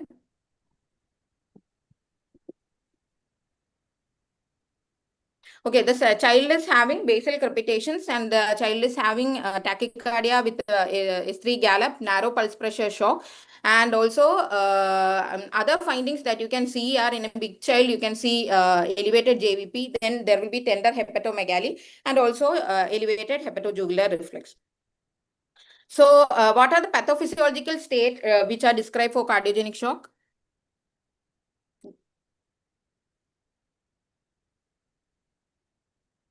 Like based on whether the perfusion is affected and whether there is pulmonary congestion, you will categorize the cardiogenic shock, no? How is it categorized? Okay. So it is like, so based on hypoperfusion and the signs of congestive signs, we'll categorize it as warm and wet, cold, dry, or cold and wet. Now, cold and wet means cold or warm, we say based on hypoperfusion. So if there is features of hypoperfusion, you say it as cold shock. If there is, and wet and dry is based on pulmonary congestion. So if you have pulmonary congestion, you are going to say it as wet.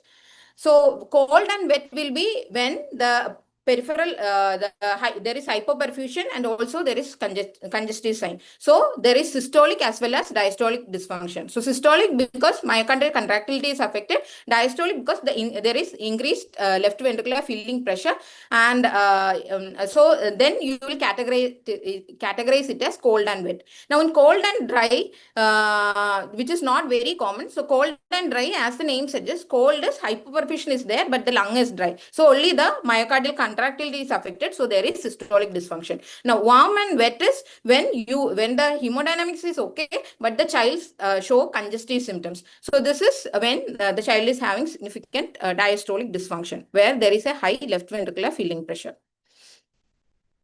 Now, so these are the pathophysiological state. Now, how will you manage this child or any child with cardiogenic shock? What are the things that you need to think? You need to consider? Or what is the difference in managing septic shock and a cardiogenic shock? Only Or any shock? fluid bolus. Okay, small fluid. You should be very cautious when you are giving fluid bolus to these children. Okay. Then Inotropes start early. inotropes should be started early. Then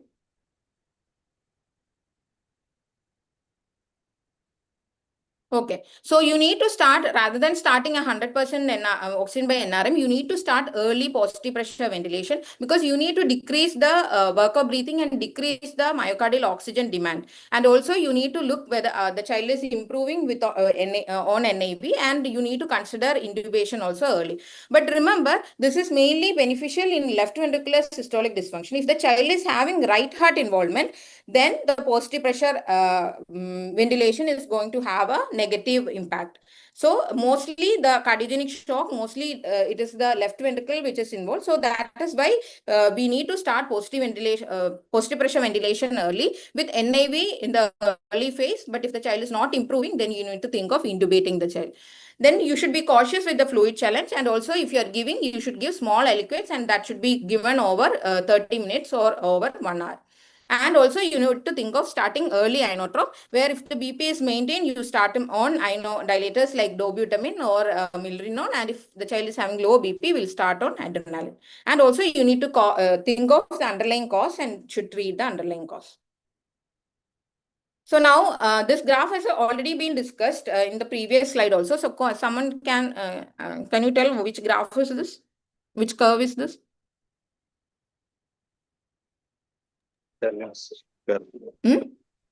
Darlings. Frank Starling's curve. So can you explain what is happening? So if you take A as normal, now can you say like,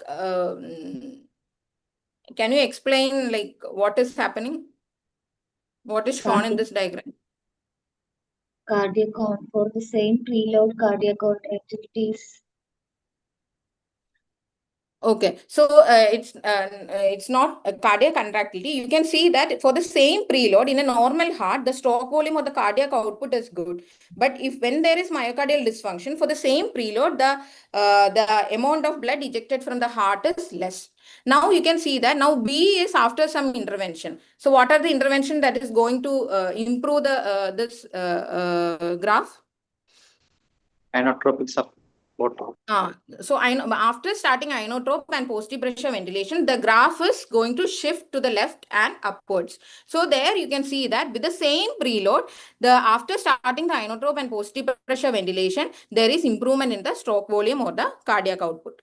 And you can see that when you see, if you have given a preload bolus and there is an increase in preload in graph C, there is no much improvement in stroke volume. But after starting inotrope, maybe the child may be beneficial with a small fluid bolus. So you need to assess fluid responsiveness in those children after starting the inotrope also. So A is normal, C is with decreased contractility, and B is after starting inotrope after the intervention. Now we will go to the third scenario if you don't have any doubt in the second scenario. Can we proceed? Yes, ma'am. Yes, ma'am. Okay. So this topic I selected because this is something which is very becoming very popular nowadays. So now you have a 4-year-old boy admitted to PICU following a severe hypoxemic brain injury after a near drowning event. 48 hours after the resuscitation, he remains deeply comatose, ventilator dependent, and with no spontaneous movement. Now the consultant asks you to evaluate the child for brain death. So what are the prerequisites you need to think of before doing a brain death test?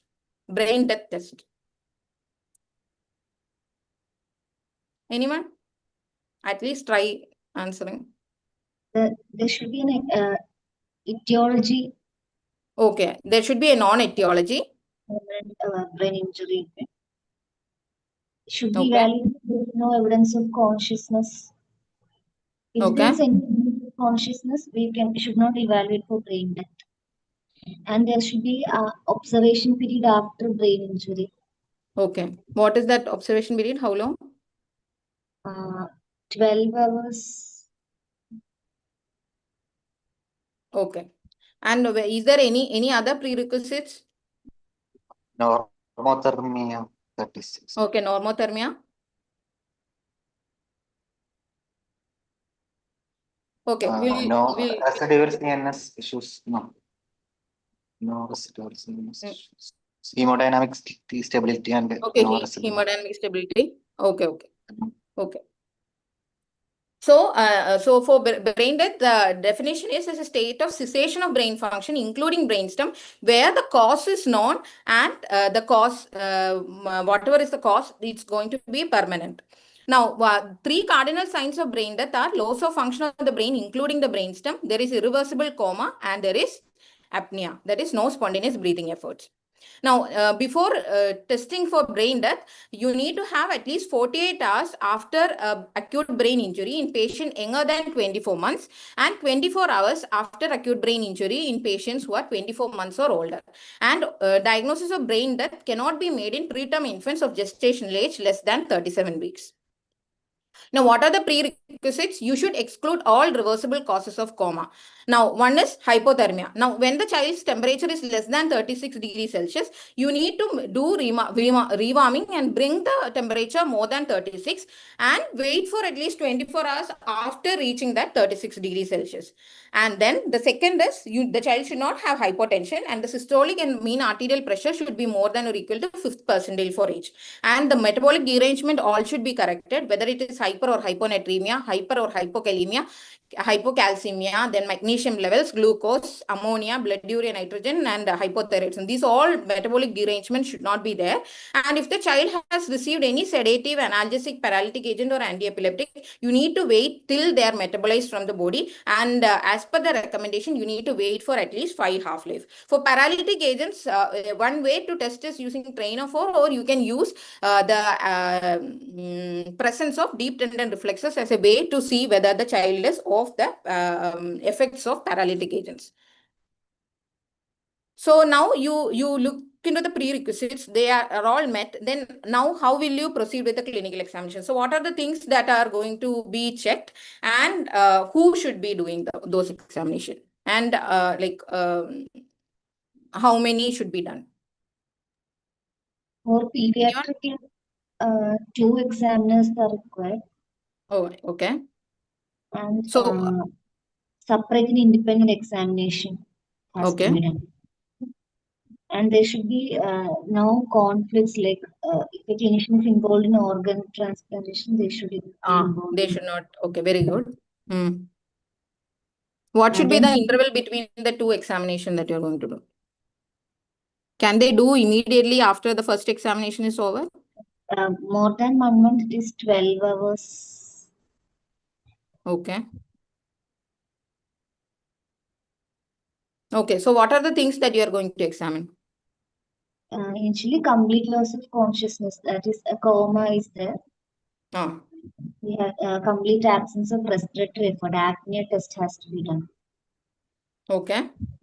Then you have to before the test itself, you are seeing the child is comatose. You assess whether the child is in coma or not. Then what else you will see in the examination? Apnea test is like you are going to do a blood test, no? You have to look for all brainstem reflexes. Yeah, you need to look for the brainstem reflex. Okay. Then absence of any facial or oral movements, facial movements. Okay, what are the brainstem reflexes you are going to see? We have to look for pupillary reflex, pupillary reflex, oculocephalic reflex. Okay. So, caloric test called vestibular. Okay. Okay. Gag reflex. Okay. Good. So, regarding clinical examination, you need to do 2 independent examinations and a minimum of 12 hours should separate the 2 examinations. And attending physicians who are adequately trained and competent should be performing this test. And if the trainees are doing, they should be directly supervised by an attending physician. And clinicians involved with surgical recovery of an organ for transplantation must not be involved in brain death or brain death determination. Now, first you are going to see for the, like the child is having irreversible coma. So you look for a responsiveness to visual, auditory and tactile stimulation. You give pain and you look for reflexes. So there should be absence of any motor response other than the spinal reflexes in the face or in the extremities. And then you will test the brainstem reflexes. So the test done are, you will see the pupillary response. So there should not be any pupillary response. The corneal reflex should be absent. The gag and cough reflex should be absent. Then also you will see the oculocephalic oculocephalic and oculovestibular reflex. Now, oculocephalic reflex is the dorsal phenomenon where you are going to rotate. So this should be done only if the cervical spine is stable. So what you are going to do is, when you are rotating the head to the right side, you are expecting that the eye will move to the left. Now, when it is not there, then it means that the dorsi is absent. Then is oculovestibular reflex, where you are going to keep the head end elevated to 30 degree and you are going to irrigate the eye with ice water. This test is done over a period. So what they recommend is 50 to 60 ml of ice water for at least 50 seconds. And during those 1 minute, you are going to see eye movements. So, and both sides should be tested with an interval between the two examination should be 5 minutes. And there should be no movement of the eyeball. So what we are going to expect is, when you're going to give cold water on right side, your eye is going to move, the direction of nystagmus should be towards the opposite side and vice versa. So now you have done the clinical examination, you have done the brainstem reflexes also, and all are absent. Now you need to do the apnea test. So how you are going to do the apnea test, and how are you going to interpret the result? Or what are the findings you are going to expect if the child is brain dead? Anyone? In apnea test, we have to look for any spontaneous respiratory drive in response to raise of PCO2. Okay. So if spontaneous efforts is not there, how much of PCO2 you will accept? Like, what is the positive apnea test? More than a PCO2 more than 60. Oh, yes. And more than 20, more than 20 about the pre-apnea baseline. Okay, okay. So apnea tests need to be performed once the clinical examinations are conclusive of brain death. And again, this also should be done with 2 separate tests with an interval of 12 hours apart. So how you will do is, you will do the first attending physician will do the clinical examination. He will find that the findings are conclusive of brainstem death. He will do an apnea test then. Then after 12 hours, then another person will do the clinical examination. He also feels that the child is brain dead. Then he will do the apnea test. So now there are certain prerequisites before doing apnea test. This is similar to that of brain death, almost similar to that of brain death examination, where the child will should have normothermia. The child should be hemodynamically stable, euvolemic, no hypoxemia, no effect of sedative or paralytic, no metabolic derangement, and you should be able to get a baseline PaCO2 of 35 to 45 and a pH of 7.35 to 7.44 or 45, or at least patient's non-baseline. Now, how you are going to do is, initially you are going to pre-oxygenate with 100% oxygen for 10 minutes. So our target should be to attain a PaO2 of at least more than 200 millimeter mercury. And then after pre-oxygenating, you will do a baseline ABG to know what is the PCO2 level and pH. And then you will disconnect from the ventilator and will provide apneic oxygen, where you are going to give 100% oxygen. And you will continuously monitor, because definitely there is a risk of the child going in for hemodynamic compromise. So you will monitor the ECG, SpO2 and arterial BP. You are going to observe for respiratory effort. And if there is no spontaneous respiratory effort, you are going to do a blood gas approximately by 8 minutes after starting the apnea test. And then serial, if the test is not suggestive, then you will do it serially every 2 to 3 minutes. Typical duration, what they say, is 10 to 15 minutes, but you can go beyond 10 to 15 minutes also if the child is stable and the apnea test is not positive. Now, so when will you say it is positive apnea test? There is no spontaneous efforts which is seen. The arterial pH is less than 7.3 and PaCO2 is more than or equal to 60 millimeter mercury, and there is a 20 millimeter mercury rise above the pre-apnea level in children who does not have a chronic respiratory acidosis. Now, if the child is having a chronic respiratory acidosis and you know what is the baseline PaCO2, then the PaCO2 should increase 20 millimeter mercury above the chronic elevated pre-morbid baseline. Now, if you don't know the baseline, but you know that the child is having some chronic respiratory acidosis, then even if the apnea test shows a 20 millimeter mercury above the pre-apnea levels, you can't say it as apnea test you can't completely diagnose the child is having brain death. You need to do the ancillary test. Now, when will you abort the testing, even if you didn't get the apnea test positive, definitely we are going to stop the apnea test if the child is taking a breath. Then if the child going for hemodynamic instability or hypoxemia, in that case, you can try getting an ABG before connecting to the ventilator. But if it is not, and that ABG is showing features suggestive of a positive apnea test, then you can say that the child is brain dead. But if you're not able to get the collect the ABG, or if the ABG is not suggestive, then you need to repeat the test or you need to do an ancillary test. So now the question is, what are the ancillary tests you will do, and what are the indications for doing ancillary test? Anyone? Indications if we are unable to perform the components required for the evaluation of. Okay. And if there's a metabolic derangement previously Okay, existed. that's not getting corrected. Okay. What are the ancillary tests that you know of? 4-vessel catheter angiography. Okay, good. Then? Cerebral blood flow scan. Okay, we'll see.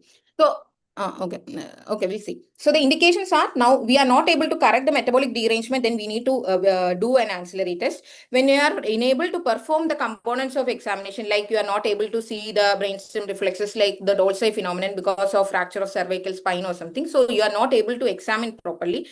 So when you are not able to interpret whether the examination findings, some movements are there, so you are not sure whether it is because of the spinal reflex or because of the brain activity, you are not able to perform the apnea test because of the risk of this pulmonary decompensation, and or you are not getting the targets, or you are suspecting a chronic hypercarbia and you don't know the baseline. So these are the indication where you need to go for a ancillary test. So the ancillary test recommended are, you at least know the names. So there are 3 tests which are recommended. One is the 4-vessel cerebral angiography, then radionuclide imaging, and also transcranial Doppler ultrasonography. So these are the ancillary tests which are recommended. Previously, they used to recommend EEG also, but now it is unacceptable. It's not recommended.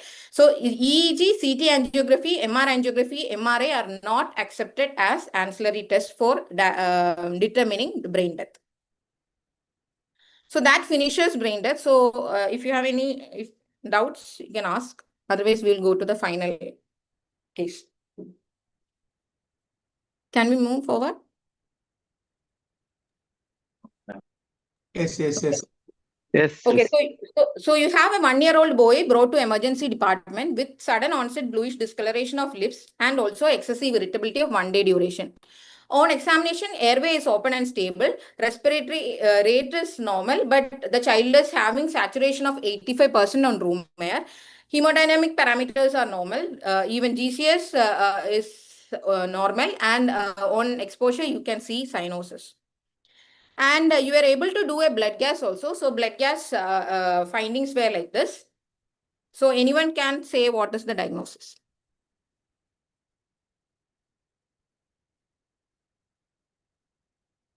So saturation is low, the child is cyanosed, and there is a clue in the blood gas. And if you want, okay. If you want, I can, when the blood was taken, it is having a chocolate brown color. Anyone? Is the PO2 and SO2 normal for this? Normal in the blood gas? Can anyone like? Poisoning. Sorry? Is the PO2 and SO2 normal?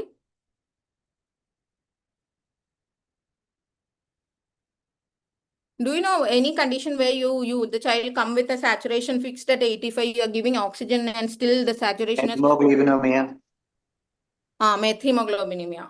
Yeah. Why the saturation get fixed? So this is methemoglobinemia. So definitely. So what are the clues that are there in the scenario which helped you in diagnosing methemoglobinemia?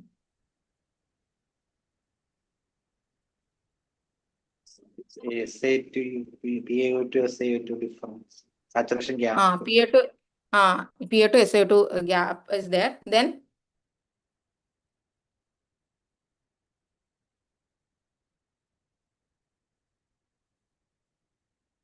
Then the hypoxia is persisting even after starting oxygen, no? Like something like 80, it will be stuck at 85%. So anyone can explain why that saturation gets stuck at 85? Why is it moving, like it's not improving, or what is the exact pathophysiology behind it? Okay, we'll discuss. And how will you manage, anyone? Methylene blue. Okay, methylene blue. So the clue to diagnose methemoglobinemia is, one is the saturation will be around 82 to 86, and there will be refractory hypoxemia where you are going to give oxygen, but still the saturation will be stuck at around 80 to 85. Now, why this happened? For that, you need to know how the pulse oximeter works. So in the usual pulse oximeter, they uses two wavelength of light to assess the saturation.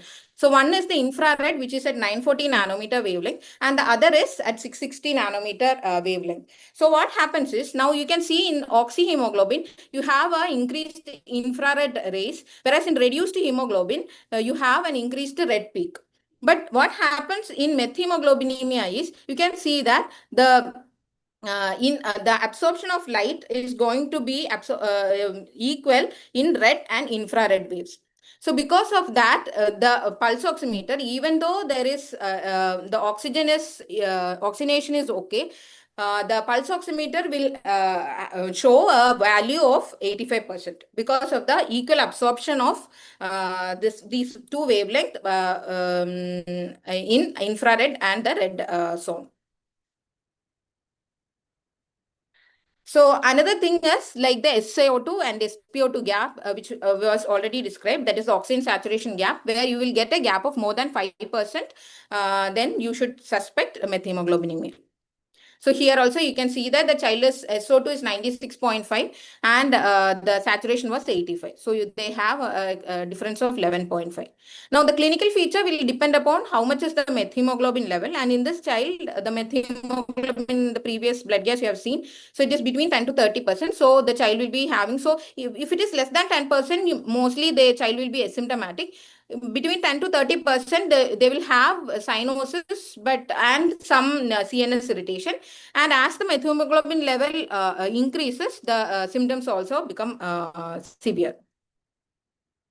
Now the treatment is, first stabilize the ABC, look for what is the cause and remove if any offending agent is there. And then the first line is methylene blue. So now how the dose is 1 milligram per kg and maximum 7 milligram. So you will give 1 to 2 milligram per kg, and you are going to have a response in the next 30 to 60 minutes. If the child is not responding, you can give further bolus, and maximum recommended is up to 7 milligram per kg. But if you're expecting a continuous exposure, like in case of dapsone poisoning, you can even start continuous infusion. Now, how methylene blue act is, now what is happening in methemoglobin is, the hemoglobin is from the ferrous form, that is Fe2+, it gets oxidized to the ferric form. So what happens is, the methylene blue will convert the oxidized form into a reduced form. But for that to happen, they need NADPH. Now, where is NADPH produced? NADPH is produced by the G6PD pathway. So remember, if the child is G6PD deficient, you can't give methylene blue. So the side effects of using methylene blue is like you can have a urine discoloration, and it is not blue color which you are going to see, it is going to be a green color. And bladder irritation, headache, nausea, and also it can cause methemoglobinemia itself. Other treatment modalities you can use is ascorbic acid, vitamin E, riboflavin, then hyperbaric antioxidants. Basically, you can use antioxidants, then hyperbaric oxygen therapy, exchange transfusion, etc. So that's all. Thank you. Any doubts you can ask.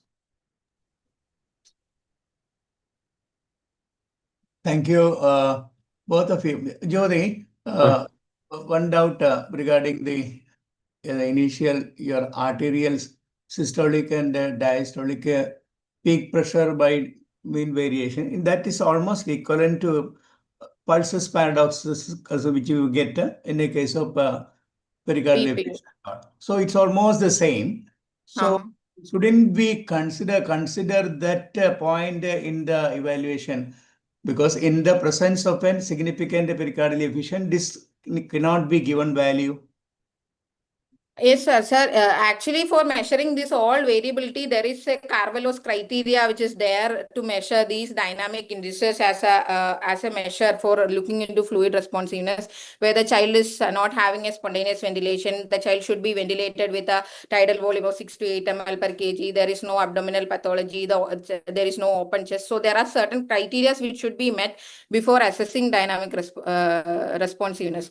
So it's not completely reliable. There are cases where you are going to get false positive and also false negative also. Like for IVC variability, it will be distended when you have a significant positive pressure as right ventricular dysfunction is there, where you will see there is no variability, but the child may be fluid responsive. So it is not fully something which we need to look into, the presence of it is something which it should force you to give fluid.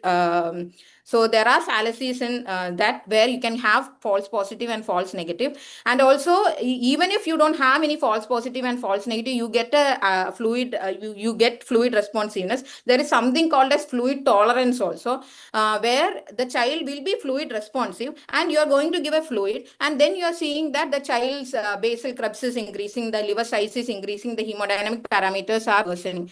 So definitely, this is a way where you can see and decide on whether to give a fluid bolus. But you need to look. You need to have that examination and this echo parameter. You need to correlate both together and make a decision of giving further bolus. It's just not based on one parameter. Regarding the brain death parameters exclusion criteria, any of the paralytic conditions where the LMN or receptor level block is there, classical thing is the snake bite envenomation. It Yes. will affect almost all the oculocephalic reflex and vestibular ocular reflex. Everything will be the LMN part will be that will be affected. Also misleading situation. So many of the cases of neurotoxic envenomation, it may be reversible, but a little longer duration of paralysis and hypoxia leading on to real death situation. Can we rely on this test alone to say that it is a brain death? In that situation, shouldn't we go for the last part, the alternate Ancillary test. ancillary test needed? Not Yes. Yes, sir. But because when you have a non-cause and you are expecting that there is a chance that the child will have a prolonged, you are not able to assess on the brain responsiveness, there you can go for ancillary tests, but that also you can't go in a 24-hour or 48 hours period. I don't think there is a specific time period for snake bite also to see the responsiveness. But definitely when you feel like the child is not responding and there is a significant insult which has happened other than the snake bite also in the CNS, there you can go for ancillary. But I don't think there is a guidelines is stating a specific time period at which you can do ancillary test. But definitely you can't go with clinical examination and apnea test. So if the metabolic derangement or the effect of drugs or any paralysis or anything you are suspecting, and you are you are not clear with the clinical examination findings whether we should completely rely on that, in those cases all you need to go for the ancillary test.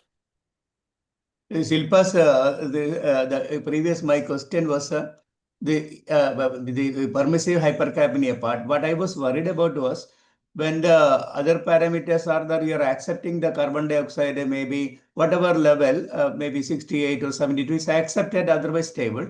Will that produce a cerebral vasodilatation? Will it lead to a raised ICT situation? Shouldn't we consider that? That was one my question. Shilpa is there? Yes, sir.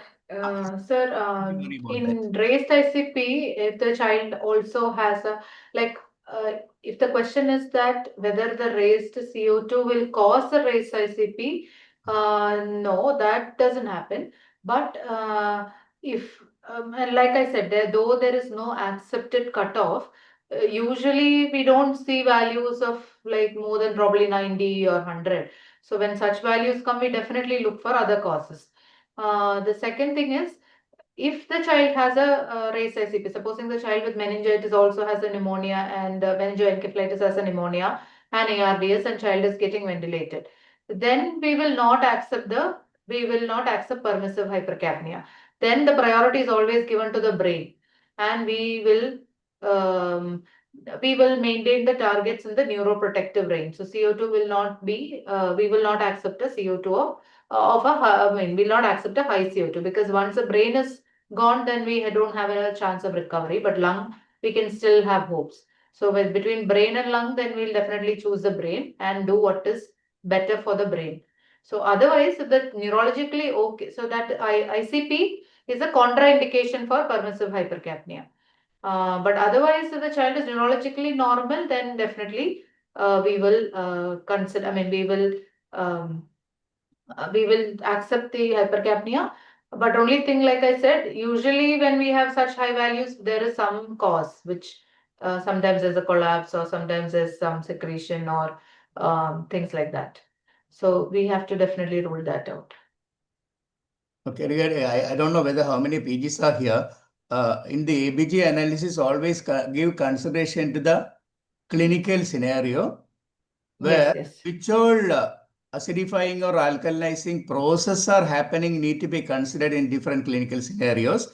Then only you will be able to, all the stepwise processes described. And then the last part, the anion gap high, there can be an additional process, non-anion gap process. So these are all there possible in this in a scenario. One of the situation is a nephrotic syndrome going in for a sepsis, but a nephrotic syndrome going in for failure situations, renal, that situation. There are all examples where this all the steps need to be applied.